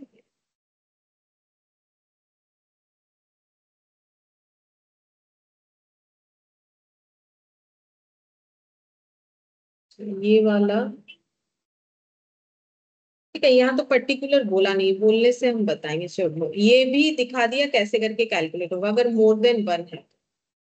अच्छा, ये वाला देखते हैं, ये वाला क्या बोला है, ये 4 इयर्स मूविंग एवरेज, ये बताते हैं। चलो 4 इयर्स मूविंग एवरेज में क्या होगा, तो 1 2 3 4, 4 इयर्स का डेटा पहले ऐड करेंगे, तो 8 + 11 + 9 + 14, तो ये कितना हो गया 42। अब 42 को लिखे कहाँ, जैसे ऑड होता है, जैसे कि 7 इयर्स हुआ, तो 7 इयर्स का मिडिल कौन सा होगा, इधर 3 डेटा इधर 3 डेटा, तो बीच वाला यहाँ पर जो 4th नंबर है वो मिडिल हो जाएगा। लेकिन 4 इयर्स अगर बोलेगा, ठीक है, तो फिर मेरा मिडिल कौन सा होगा, तो मिडिल यहाँ पर निकालना पड़ेगा। इसीलिए देखो 8 11 और 9 14 के बीच में लिखा गया है, ठीक है, 8 11 और 9 14 के बीच में लिखा गया है 42, तो तब लिखना है बीच में, ठीक है। तो 42, अब ये आ गया 4 इयर्स का, 4 इयर्स का एवरेज ये देखो 10.5 आ गया, ठीक है, 4 इयर्स का एवरेज। अब यहाँ पर ना हमें और एक पॉइंट डील करना पड़ेगा, क्या डील करना पड़ेगा, क्योंकि हम लोगों ने यहाँ पर देखो ये आ गया 4 ईयर मूविंग एवरेज, अब मुझे निकालना है 4 ईयर सेंटर मूविंग एवरेज, क्योंकि ये सेंटर हम लोगों ने एज्यूम करके यहाँ लिखा हुआ रहता है, मतलब अगर इवन नंबर वाला हो ना तो उसमें हमें 2 बार कैलकुलेशन करना पड़ेगा। क्यों कैलकुलेशन करना पड़ेगा, यहाँ पर हम लोगों ने 4 डेटा लिया, उसका एडिशन कर दिया 42, फिर उसको डिवाइड कर दिया 4 से, तो हम लोग का आ गया 10.5, 5, ठीक है। अब हमें ना क्वेश्चन में बोला है 4 ईयर सेंटर्ड मूविंग एवरेज भी निकालो, तो 4 ईयर में सेंटर्ड मूविंग एवरेज कैसे निकालेंगे? तो उसका कैलकुलेशन का तरीका है, पहले सारा 4 ईयर मूविंग एवरेज निकालना पड़ेगा। तो 8 11 9 14 करने से 42, सेम तरीके से 11 9 14 और 9 को ऐड करने से ये आएगा, इसको डिवाइडेड बाय 4 करने से ये आ जाएगा। अब ये देखो 4 ईयर 4 डेटा का एवरेज, ये भी 4 डेटा का एवरेज, अब ये दोनों को ऐड करना है, फिर डिवाइडेड बाय हमें करना है 2 से, ठीक है। तो ये वाला आ जाएगा, मतलब अगर हमें इवन वाला दिया तो हमें 2 बार एवरेज निकालना पड़ेगा, और क्वेश्चन में ना हमें ये चीज बोलेगा भी कि 4 इयर्स मूविंग एवरेज सेंटर वाला निकालो, ठीक है। तो सेंटर वाला हमें निकालना पड़ेगा, बोले या ना बोले, ठीक है। अगर हमारा इवन डेटा है तो पहले क्या करेंगे, पहले रूल सेम है, 4 डेटा को ले लिया ऐड करके लिखा, फिर 1 2 3 4 ले लिया ऐड करके लिखा, फिर 1 2 3 4 ले लिया फिर ऐड करके लिखा, फिर 1 2 3 4 ले लिया फिर ऐड करके लिखा, ऐसे करके मूव करते हुए जाना है और ऐड करते हुए लिखना है। लेकिन लिखना कहाँ पर है, क्योंकि फोर्थ अगर डेटा है, 4 डेटा है, तो मिडिल का तो हमें कोई पर्टिकुलर वैल्यू नहीं मिलेगा, इसीलिए ये 2 डेटा और ये 2 डेटा के गैप में लिखा हुआ है, ठीक है। फिर देखो ये 2 डेटा ये 2 डेटा के गैप में लिखा हुआ है, सॉरी ये नहीं, इसके बाद तो ये आ जाएगा, ये 2 डेटा और ये 2 डेटा के गैप में लिखा हुआ है। आफ्टर दैट ये 2 डेटा और ये 2 डेटा के गैप में लिखा हुआ रहेगा, ठीक है। इस तरीके से मूव कर रहा है। अब इसमें हम लोग क्या करेंगे, डिवाइडेड बाय 4 कर देंगे, तो हमें मिलेगा 4 इयर्स मूविंग एवरेज, ठीक है। ऐसे करके सभी का 4 इयर्स मूविंग एवरेज हम लोग का आ जाएगा, ठीक है। लेकिन क्योंकि ये सेंटर वाला एज्यूम्ड पॉइंट है, तो हमें दोबारा एक बार एवरेज निकालना पड़ेगा, तो उसमें हम लोग क्या करेंगे, ये दोनों को ऐड कर देंगे, ऐड करके डिवाइडेड बाय 2 कर देंगे, ठीक है। ये भी कर सकते हो या फिर ऐसे भी हो जाएगा, ये वाला भी, हाँ ये भी होगा, देखो या तो ये लाइन बना सकते हो, या तो ये लाइन बना सकते हो, या फिर इन दोनों को ऐड करके डिवाइडेड बाय 8 करने से भी होगा, या फिर इन दोनों को ऐड करके डिवाइडेड बाय 8 करने से ये आएगा। अब ये ऐसा क्यों हो रहा है, क्योंकि देखो ये 4 डेटा का टोटल, ये 4 डेटा का टोटल, तो टोटल 8 डेटा का टोटल हो गया। तो 8 डेटा का टोटल है, तो 8 से डिवाइड करेंगे तो हो जाएगा, ये देखो 42 प्लस 43 डिवाइडेड बाई 8 करने से भी ये आंसर आएगा। अदरवाइज अगर एवरेज निकाल रहे हो तो ये दोनों एवरेज को ऐड करके डिवाइडेड बाई 2 करना पड़ेगा, तब आएगा। तो ये चीज हम लोग किसी भी इवन नंबर के केस में कर सकते हैं, ठीक है। अभी क्वेश्चन आएगा तो हम दिखा देंगे और भी किस तरीके से होगा। अच्छा, अब यहाँ पर देखो, यहाँ इलाबोरेट करके बोला हुआ है वैसे कैसे करके हो। अच्छा, वेटेड वगैरह ये हम क्वेश्चन में बता देते, चलो ऐसे नहीं समझ में आएगा। यहाँ से कितना बताए, काफी सारा बड़ा बड़ा कैलकुलेशन है, तुम लोग का क्वेश्चन में काफी छोटा सा पॉइंट पूछेगा, तो हम एक क्वेश्चन करके दिखाते हैं तो तुम लोग समझ जाओगे।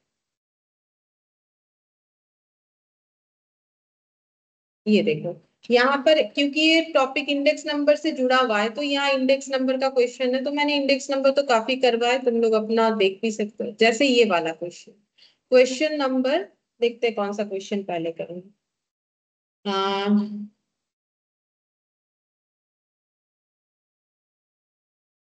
ये वाला भी हो जाएगा, चलो देखते हैं इसके बाद क्या है।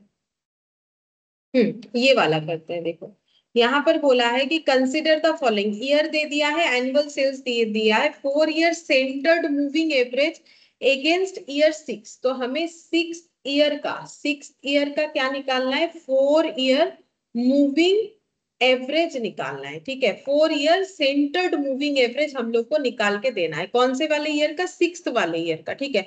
तो एक क्वेश्चन हम पूरा लिख के दिखाते हैं, उसके बाद हम तुम लोग को शॉर्टकट बताएंगे कैसे करके होगा। तो इस क्वेश्चन में देखो क्या दिया हुआ है, ईयर दिया हुआ है 1 से लेके 8 तक, इसके बाद तो ओरली हो जाएगा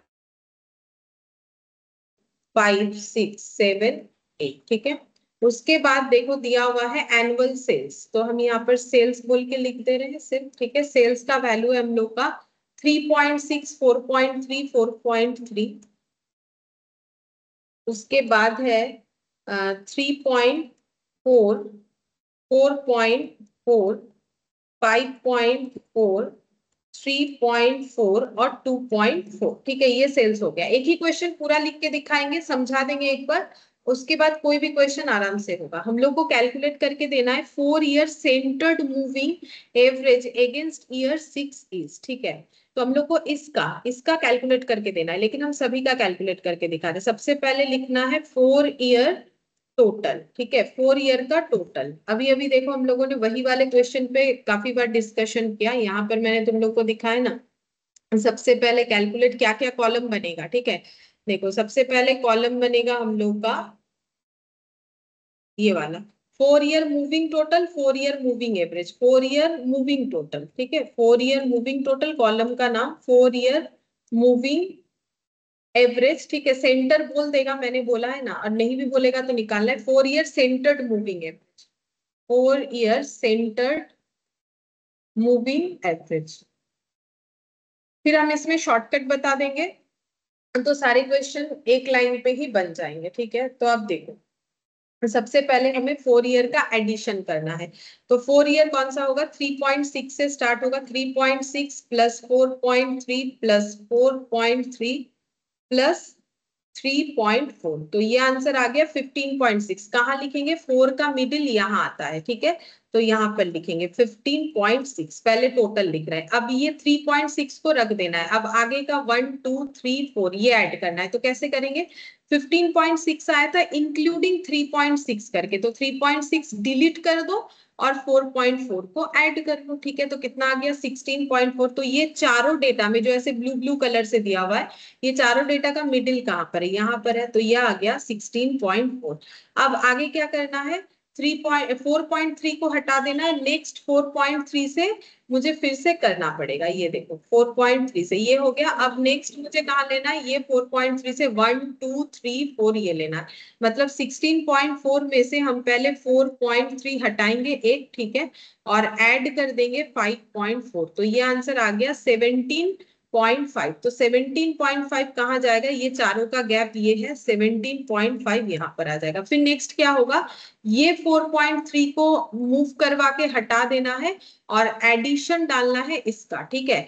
तो 17.5 में से 4.3 लेस हो जाएगा, ठीक है, शॉर्टकट ऐड करने का, 3.4 ऐड हो जाएगा, तो आएगा 16.6। तो 1 2 3 4, तो इसका बीच का डेटा, ठीक है, तो ये हो जाएगा यहाँ पर 16.6, ठीक है। फिर क्या करना है, फिर ये मूव करवा देना है और आगे का चार्ट डेटा लेते जाना है, ठीक है। तो 16.6 में से माइनस कर देंगे 3.4 और ऐड कर देंगे 2.4, तो ये आंसर आ गया 15.6। तो 15.6 कहां पर आएगा, ये दोनों और ये दोनों के बीच में आएगा, ठीक है, क्योंकि हमें मिडिल में लिखना है।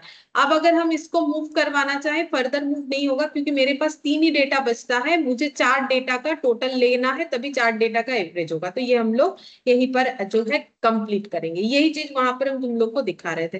अब क्या करना है, 4 इयर्स मूविंग एवरेज निकालना है। तो सिंपल 15.6 डिवाइडेड बाई 4 कर दो, 4 डेटा का टोटल है, तो ये हो जाएगा 3.9, ठीक है। 16.4 डिवाइडेड बाई क्या कर देंगे 4, तो ये आ जाएगा 4.1, ठीक है, ये आ जाएगा 4.1। 17.5 डिवाइडेड बाई 4, तो ये आ जाएगा 4.375, और 16.6 डिवाइडेड बाई 4 करेंगे तो आ जाएगा 4.15, और 15.6 का पहले किया हुआ है तो देख के मैंने लिख दिया 3.9, ठीक है।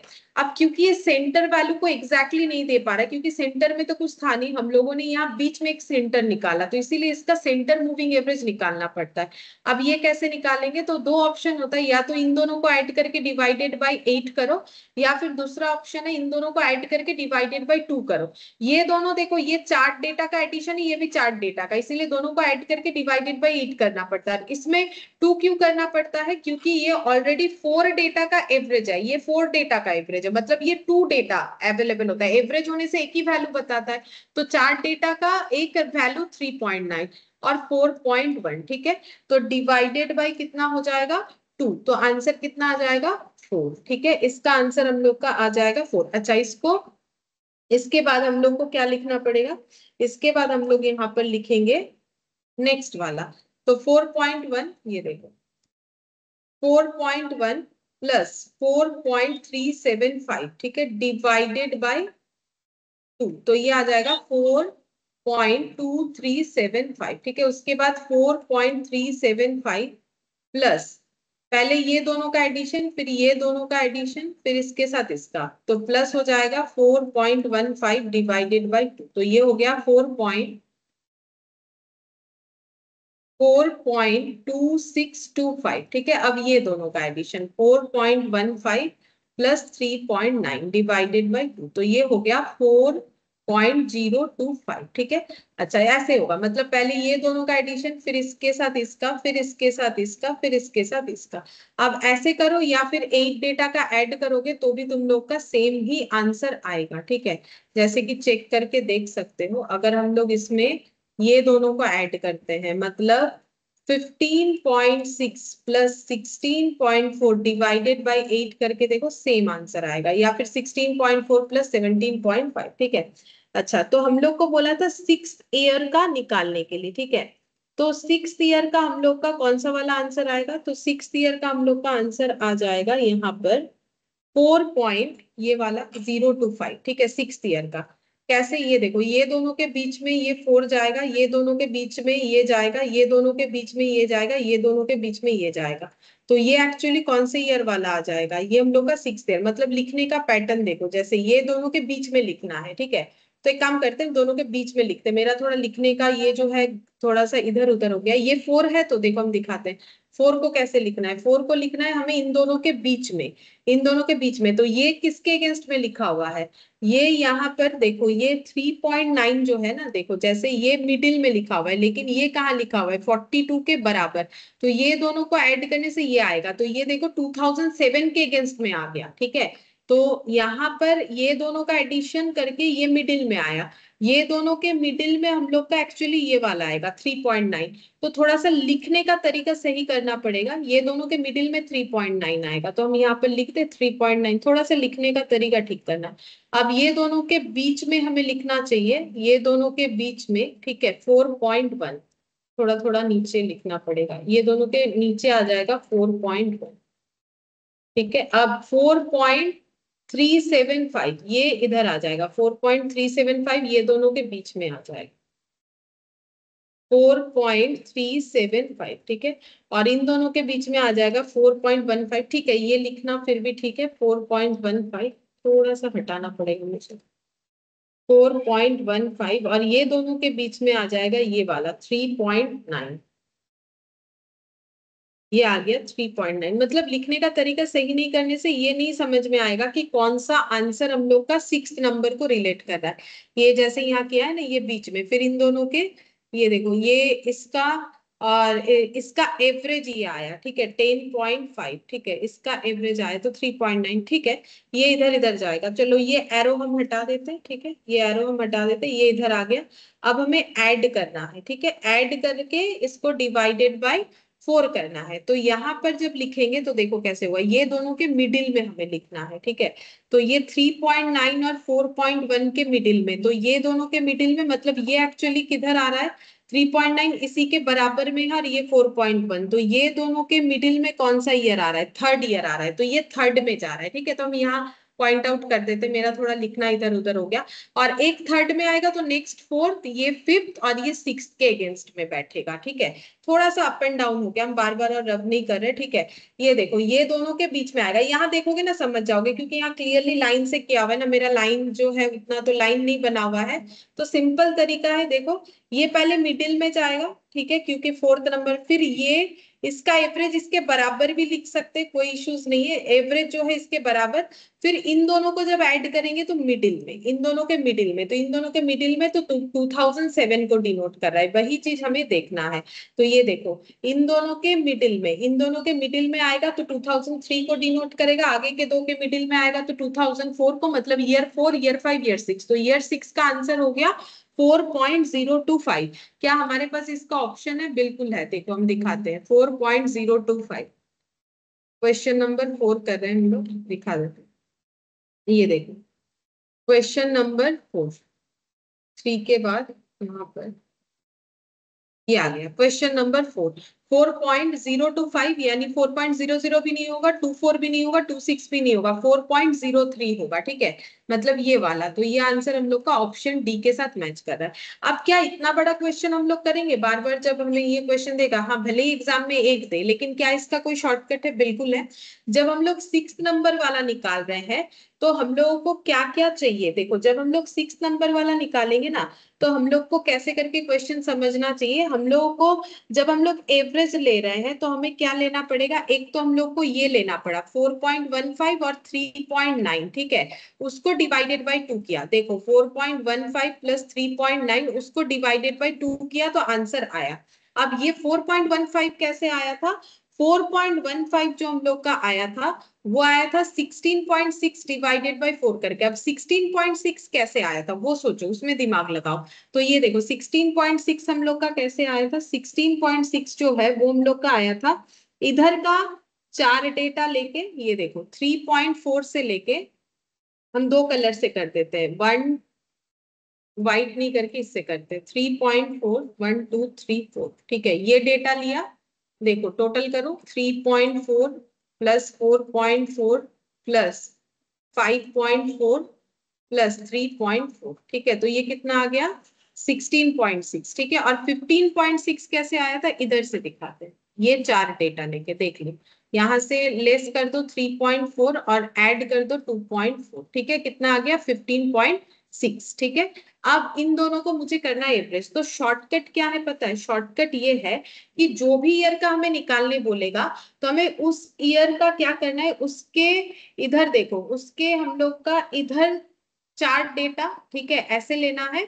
मतलब इधर दो डेटा और इधर हमें यहाँ पर एक डेटा, इधर से दो डेटा और इधर एक डेटा, और जस्ट उसका रिवर्स वाला।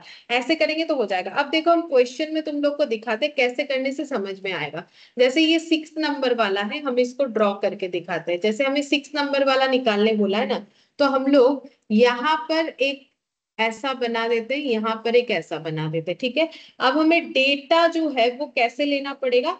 डेटा हमें लेना पड़ेगा 3.4, 4.4, 5.4, और यहाँ पर लेना पड़ेगा, यहाँ हो जाएगा 3.4 तक। और एक जो डेटा है वो हमें लेना पड़ेगा यहां से लेके यहां तक। मतलब बेसिकली जिस भी ईयर का हमें निकालने बोलेगा ना, उसके दोनों तरफ ऐसा कुछ ड्रॉ कर दो। ठीक है, ऐसा ड्रॉ कर दिया। अब कैसे देखना है इसको? क्रॉस करते हुए, मतलब इधर से चार डेटा और इधर से चार डेटा। ऐसा क्यों हो रहा है? क्योंकि अगर मुझे 6 ईयर का एवरेज निकालना है तो हम कौन कौन सा, 4 ईयर का बोला है तो 1 2 3 4, क्योंकि ये लेंगे तो 5 हो जाएगा। जब हम फॉरवर्ड से चल रहे हैं, देखो जब ये 6 ईयर को पहले कवर कर दो। ठीक है, मुझे 4 साल का लेना है तो 1 2 3 4 जब हम इधर से जाएंगे, और जब हम इधर से मूव करेंगे, ठीक है, बैक साइड से, तो 1 2 3 4। तो ऐसे करके लेना है, पूरा लिख के क्वेश्चन नहीं करना है, लेकिन पूरा लिखने का मैंने तरीका बता दिया। तो जब 6 बोलेगा तो मुझे एवरेज जब लेना है, एक बार फॉरवर्ड से लेना है, एक बार बैकवर्ड से लेना है। ठीक है, तो ऑटोमेटिकली एग्जैक्ट डेटा हमें मिल जाएगा। बाकी तो जैसा प्रोसेस होगा उस हिसाब से हमें चलना पड़ेगा। चलो अब और एक क्वेश्चन दिखाते हैं जो ओरली कर सकते हो, जैसे कि ये वाला क्वेश्चन, ये वाला। ठीक है, ये नहीं, और एक सेकंड देखते हैं।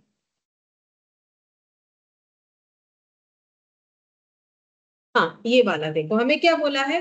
4 year centre moving average against year 6। ठीक है, 6 ईयर्स, तो फिर 6 ईयर्स ले लिया, यहाँ और यहाँ लाइन लगाओ। ठीक है, 4 ईयर्स बोला है तो क्या लेना पड़ेगा मुझे? फॉरवर्ड से 4 ईयर्स और बैकवर्ड से 4 ईयर्स, जिसमें ये कवर होना चाहिए। ठीक है, तो मुझे क्या लेना पड़ेगा? 1 2 3 4। ठीक है, ये हो जाएगा। और इसके बाद मुझे यहाँ पर मतलब क्या क्या आ गया? 5 + 3 + 7 + 2, ये हो जाएगा चार डेटा। अगर तुम लोग डिटेल्स में भी करोगे तो देख सकते हैं। उसके बाद फिर ये एक छोड़ के हम लोग मूव करेंगे आगे का चार, तो ये हो जाएगा। ठीक है, 3 + 7 + 2 + 6 डिवाइडेड बाई 4। ठीक है, तो तुम लोग नोट डाउन कर लो, ऐसे करके आराम से हो जाएगा। 5 + 3 + 7 + 2 डिवाइडेड बाई 4, तो ये आंसर आ गया 4.25। ठीक है, और इधर वाला 3 + 7 + 2 + 6, 4.5। ठीक है, अब क्या करना है, सेंटर वाला निकालना पड़ेगा। ठीक है, तो सेंटर में क्या हो जाएगा, ये तो एवरेज निकल गया 4 का, अब ये दोनों एवरेज को डिवाइडेड बाय 2 करेंगे तो आंसर आ जाएगा। अभी डिटेल्स में तो वही दिखाया मैंने। ठीक है, तो ये हो गया हम लोगों का 4.375। ठीक है, ऐसे ओरली निकल जाता है 4.375, मतलब आंसर हो जाएगा मेरा ऑप्शन डी। ठीक है, आंसर हो जाएगा मेरा ऑप्शन डी। तो इस तरीके से निकलेगा आसानी से। चलो और देखते हैं 16th नंबर वाला देखेंगे।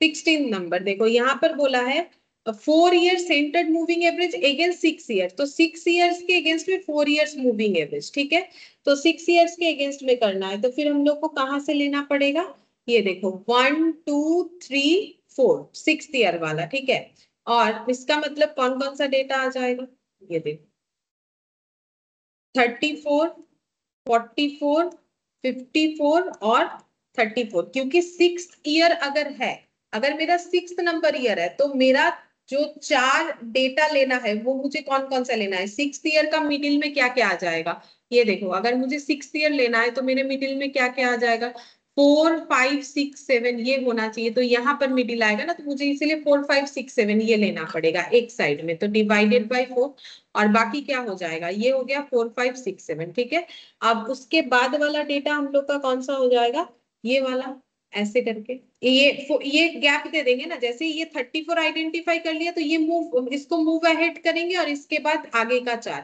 तो 44 plus 54 plus 34 plus 24 divided by 4। अब ये दोनों जो आंसर आएगा दोनों को ऐड करके डिवाइडेड बाय 2 करना पड़ेगा, 34 44 54 34, तो ये हो गया 166 44 54 34 24, तो ये हो गया 156 प्लस 166 डिवाइडेड बाय 2, तो 161। ये कुछ ज्यादा आ गया लग रहा है, एक सेकेंड,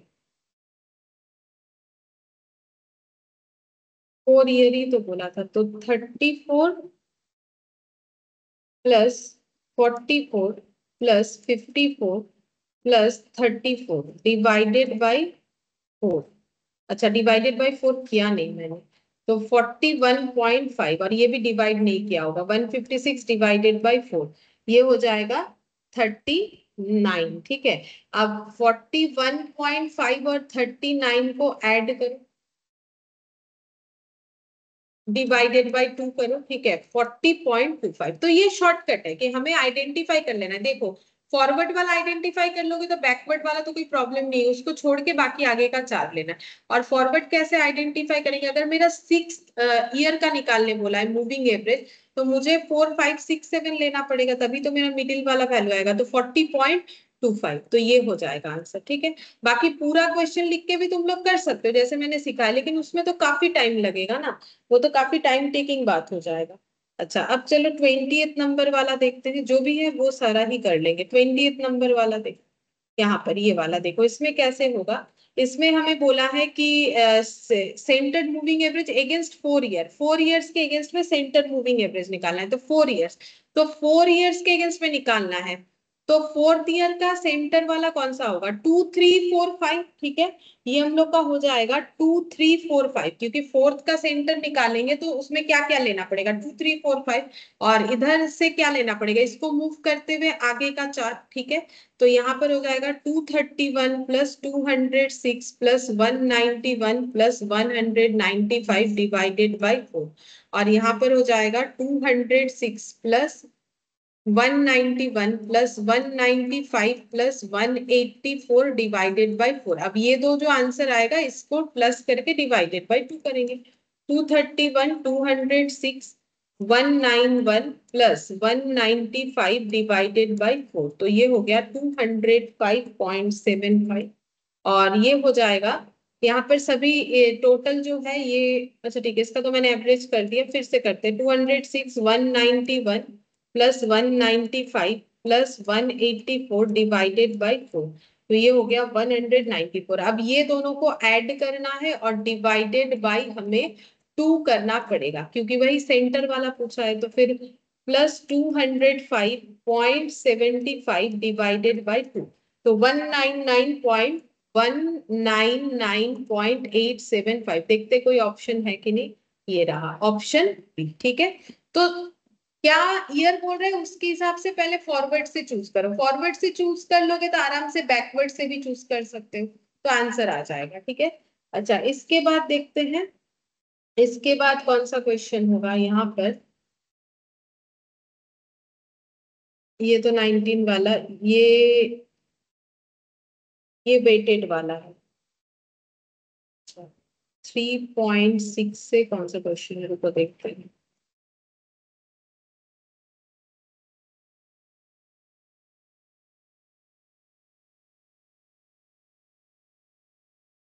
देखते हैं और कौन सा क्वेश्चन।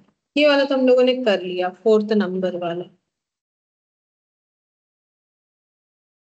3rd नंबर वाला करते चलो, ये वाला ठीक है।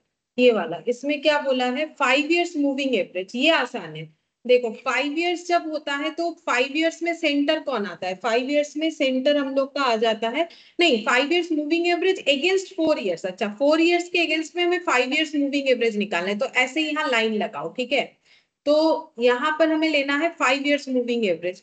तो 5 इयर्स कहाँ से स्टार्ट होगा, 5 इयर्स हम लोग का स्टार्ट हो जाएगा 2, 3, 4, 5, 6। ठीक है, और उसके बाद क्योंकि देखो अगर मुझे 5 इयर्स मूविंग एवरेज लेना है 4 इयर्स का, तो 5 साल का मूविंग एवरेज ये होगा जहां 4 इयर्स आएगा, क्योंकि 5 साल में हम लोग का मिडिल वैल्यू कौन सा आएगा, 3 के बाद आएगा। ठीक है, 1, 2, 3, 4, 5। ठीक है, तो ये वाला आएगा। तो वैसे ही फिर यहाँ पर देखो, ये एक फॉरवर्ड इधर आ जाएगा। ठीक है, अब यहाँ पर टोटल करके देखते हैं कितना आएगा। ये आ जाएगा मेरा 4.3 plus 4.3 plus 3.4 plus 4.4 divided by 4। देखते हैं कितना आता है, 4.3 प्लस 4.3 प्लस 3.4 प्लस 4.4, तो ये आ गया 16.4 डिवाइडेड बाई 4। तो 16.4 डिवाइडेड बाई 4 इतना आ गया।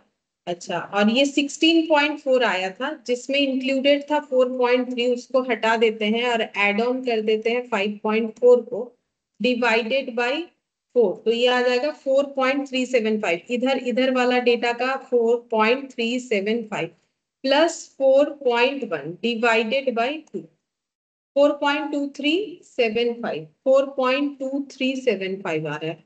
तो देखते हैं 4 पॉइंट के बाद क्या है, 4 पॉइंट यहाँ पर 36। ठीक है, तो 2375, तो हम लोग इसको देखो 18 तो मैच नहीं होगा, 0.0 भी नहीं होगा, 3.8 भी नहीं होगा, तो फिर ये आंसर कौन सा जाएगा, सी जाएगा। अप्रोक्सीमेशन के कारण से शायद आ रहा होगा। ठीक है, तो ऐड करके एक बार फिर से देखोगे तो पता चल जाएगा। शायद ऐड में मेरा थोड़ा बहुत इधर उधर नहीं होना तो नहीं चाहिए, लेकिन ऑप्शन के हिसाब से मुझे जो दिख रहा है कि 4.36 ही होगा, क्योंकि बाकी तो हमारे पास कोई नन ऑफ दिस ऑप्शन है नहीं। ठीक है, तो ये वाला आंसर आ जाएगा।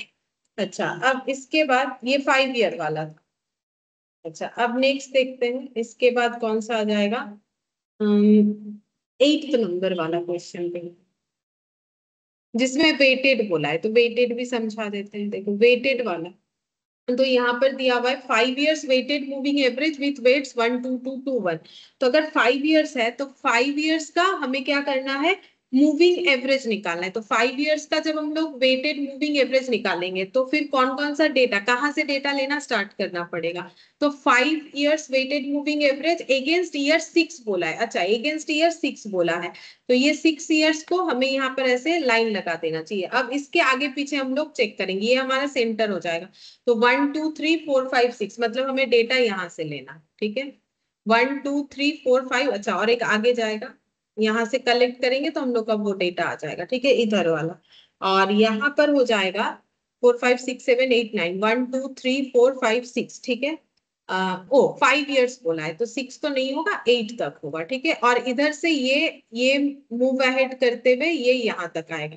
अच्छा, अब देखो यहाँ पर हम लोग का कैसे हो जाएगा, ये 5 है, डेटा ये है, ये ईयर है, तो 5 सेल्स का वैल्यू। ठीक है, फिर 3 फिर यहाँ पर 7, फिर 2, फिर 6। अब इस पे वेट लगाना है, तो वेट मल्टीप्लाई होता है, 2 2 2 और 1, ठीक है, ये आ जाएगा। अब ये वैल्यू आ गया 5, यहाँ पर हो गया 6, 14, ये 4 और ये 6 आ गया, ठीक है।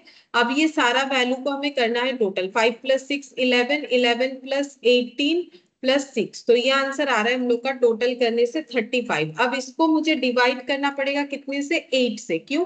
क्योंकि हमेशा वेट से डिवाइड होता है। देखो हम लोग को एवरेज निकालना है ना, तो 5 + 6 + 14 + 4 + 6 का हम लोग एवरेज निकालेंगे, तो वेटेज है तो डिवाइडेड बाय वेट से एवरेज होगा, तो इसी वजह से यहाँ पर हम लोग का आंसर डिवाइडेड बाय 8 आ जाएगा, मतलब आंसर निकालने के लिए। तो वेटेज में ऐसे होगा, तो 4.375, ये देखो ये वाला ऑप्शन डी 4.375।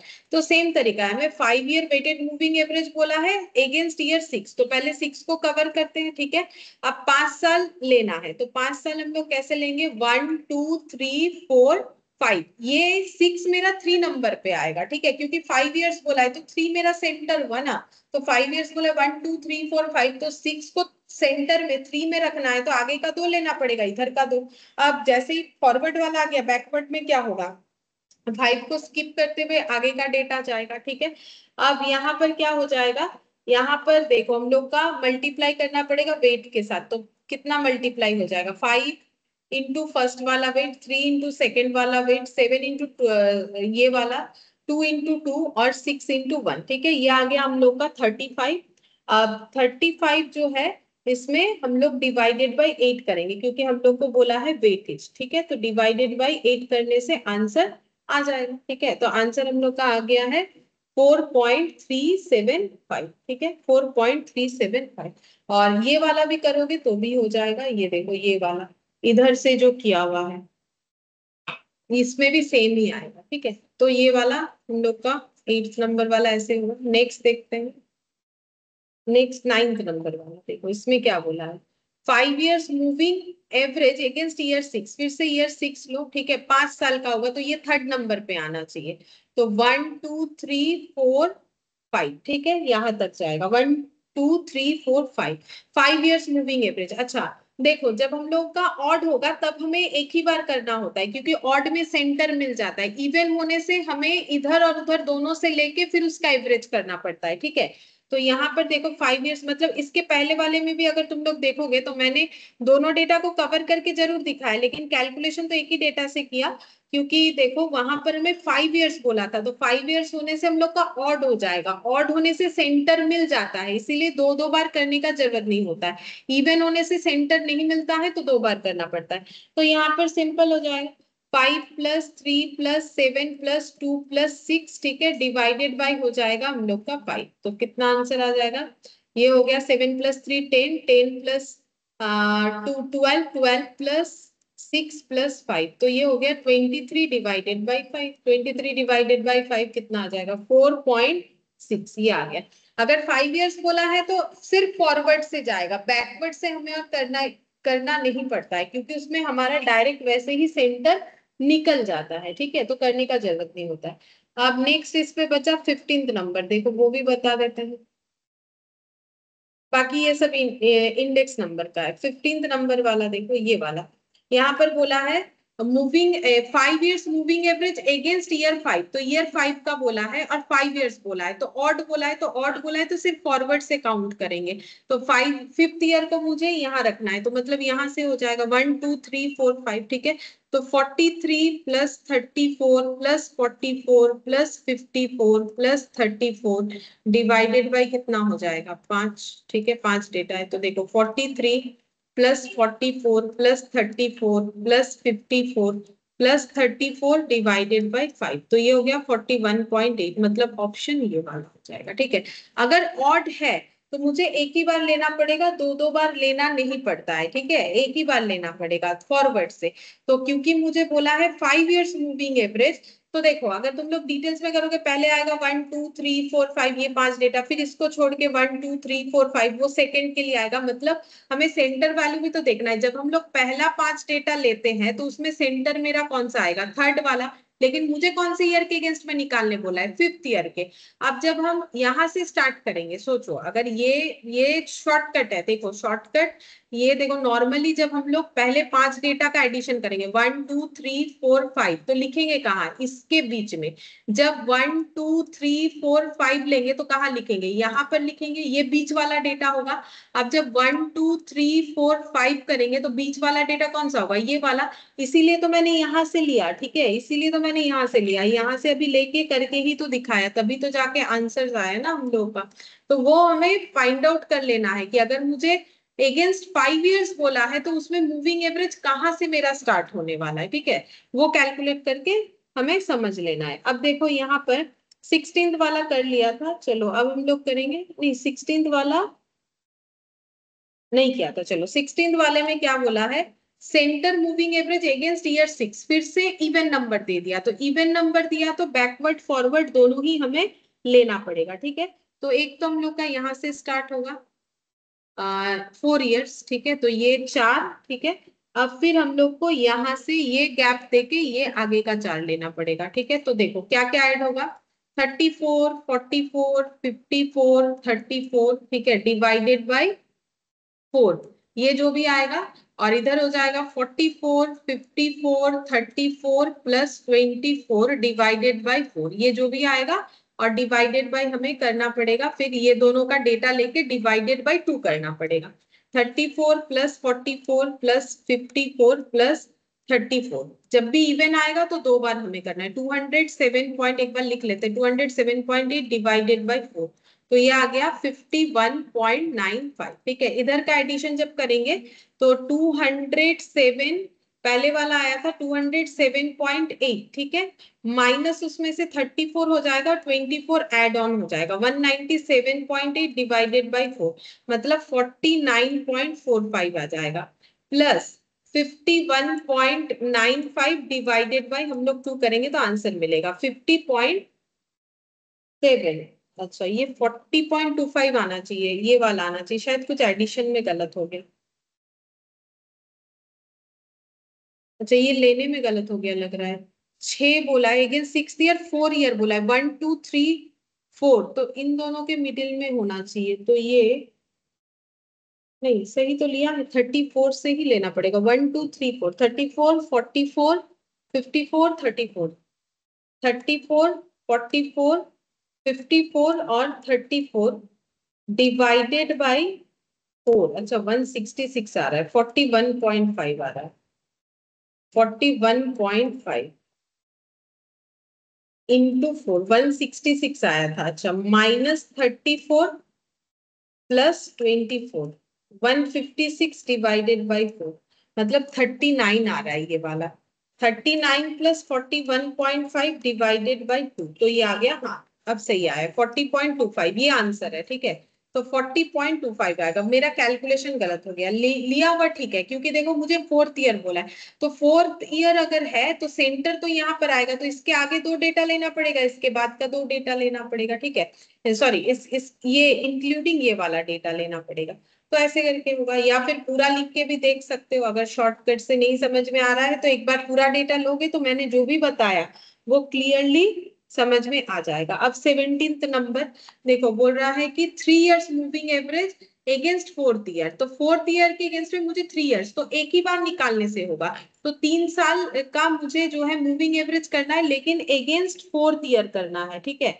तो इसके आगे का एक और इसके बाद का एक, क्योंकि 4th ईयर अगर लेंगे तो उसमें जो है मेरा 3 इयर्स का क्या क्या आ जाएगा, ये वाला, तो 15 प्लस 17 प्लस 18 डिवाइडेड बाई 3, तो ये देखो 15 प्लस 17 प्लस 18 डिवाइडेड बाई 3, मतलब ये आ रहा है 16.666 समथिंग आ रहा है, ठीक है।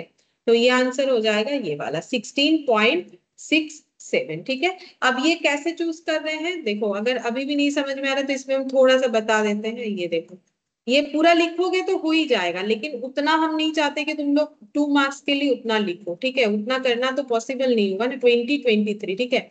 मुझे बोला है 3 इयर्स मूविंग एवरेज, तो पहले ये तीनों डेटा का टोटल करके इसके अगेंस्ट में लिखना पड़ेगा, ठीक है, जो कि सेकंड के अगेंस्ट में आ गया। मुझे कौन सा चाहिए, मुझे चाहिए 4th ईयर के अगेंस्ट में। अब देखो सेकंड के बाद ये एक एक दो 3 ये आ जाएगा इसके अगेंस्ट में, ये थर्ड ईयर के अगेंस्ट में आ गया, मुझे फोर्थ ईयर के अगेंस्ट में लेना है, हम कलर चेंज करके दिखाते हैं फोर्थ ईयर के अगेंस्ट में मेरा कौन कौन सा आएगा।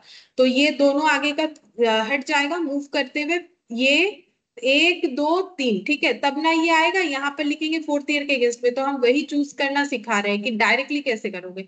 तो 15 17 अब ये चूज कैसे करना है, सिंपल तरीका है। अगर मुझे बोला है अगेंस्ट 4 ईयर, तो 4 ईयर के आगे 4 ईयर सेंटर हो जाएगा, अगर सेंटर होगा और 3 साल का लेना है तो उसके आगे एक डेटा और उसके बैक में एक डेटा, ठीक है, ऐसे करेंगे तो आ जाएगा। बाकी तुम लोग चाहो तो हर एक क्वेश्चन को लिख के कर सकते हो, जो मैंने तुम लोग को डिटेल्स में दिखाया, तो भी तुम लोग का आंसर आ ही जाएगा।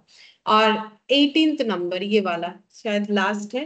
देखो यहाँ पर हमें बोला है find out 3 years weighted moving average against यहाँ पर बोला है 4 years, ठीक है, वेटेज 1 4 1, तो 4 years का बोला है, तो 4 years का मतलब कौन कौन सा डेटा हमें लेना पड़ेगा 4 years में, हम लोग का आ जाएगा ये वाला वेट है 1 + 4 + 1, तो 15 आ जाएगा, 15 हो जाएगा, ठीक है, 15 × 1 17 × 4 और 18 × 1, मतलब फोर्थ ईयर के अगेंस्ट में मुझे लेना है 3 years, तो इसके आगे का है कि इसके पीछे का है, तो 15 के साथ 1 और ये 17 के साथ 4, वेटेज जैसे मल्टीप्लाई होता है x × w, ठीक है, तो 15 और ये हो जाएगा हम लोगों का 68 और ये 18, अब ये सब टोटल करके डिवाइडेड बाय वेट करना पड़ेगा, तो 15 + 68 + 18 ये हो गया 101,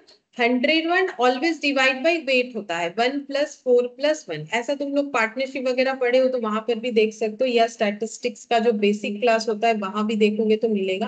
तो ये हो गया डिवाइडेड बाय 6, ठीक है, तो ये देखो ये आंसर आ रहा है 16.833, ठीक है, तो 16.833 मतलब ऑप्शन बी हो गया, ठीक है। तो यहाँ पर हमें वेटेज बोला था, ठीक है, और उसके साथ साथ हमें यहाँ पर वेट बोलेगा तो ऑलवेज डिवाइडेड बाय वेट होगा, और क्योंकि हमें बोला था कि कौन से ईयर के अगेंस्ट में निकालना है फोर्थ ईयर अगेंस्ट, क्योंकि 3 years बोला था तो फिर ऑड हो गया, ठीक है, तो ऑड हो गया तो इसके आगे वाला और पीछे वाला, बाकी हमें नहीं लेना पड़ेगा, मतलब एक ही बार लेने से होगा, दो दो बार लेना तब पड़ता है जब हमारा मूविंग एवरेज जो है वो हम लोग का इवन वैल्यू पे होता है, ठीक है।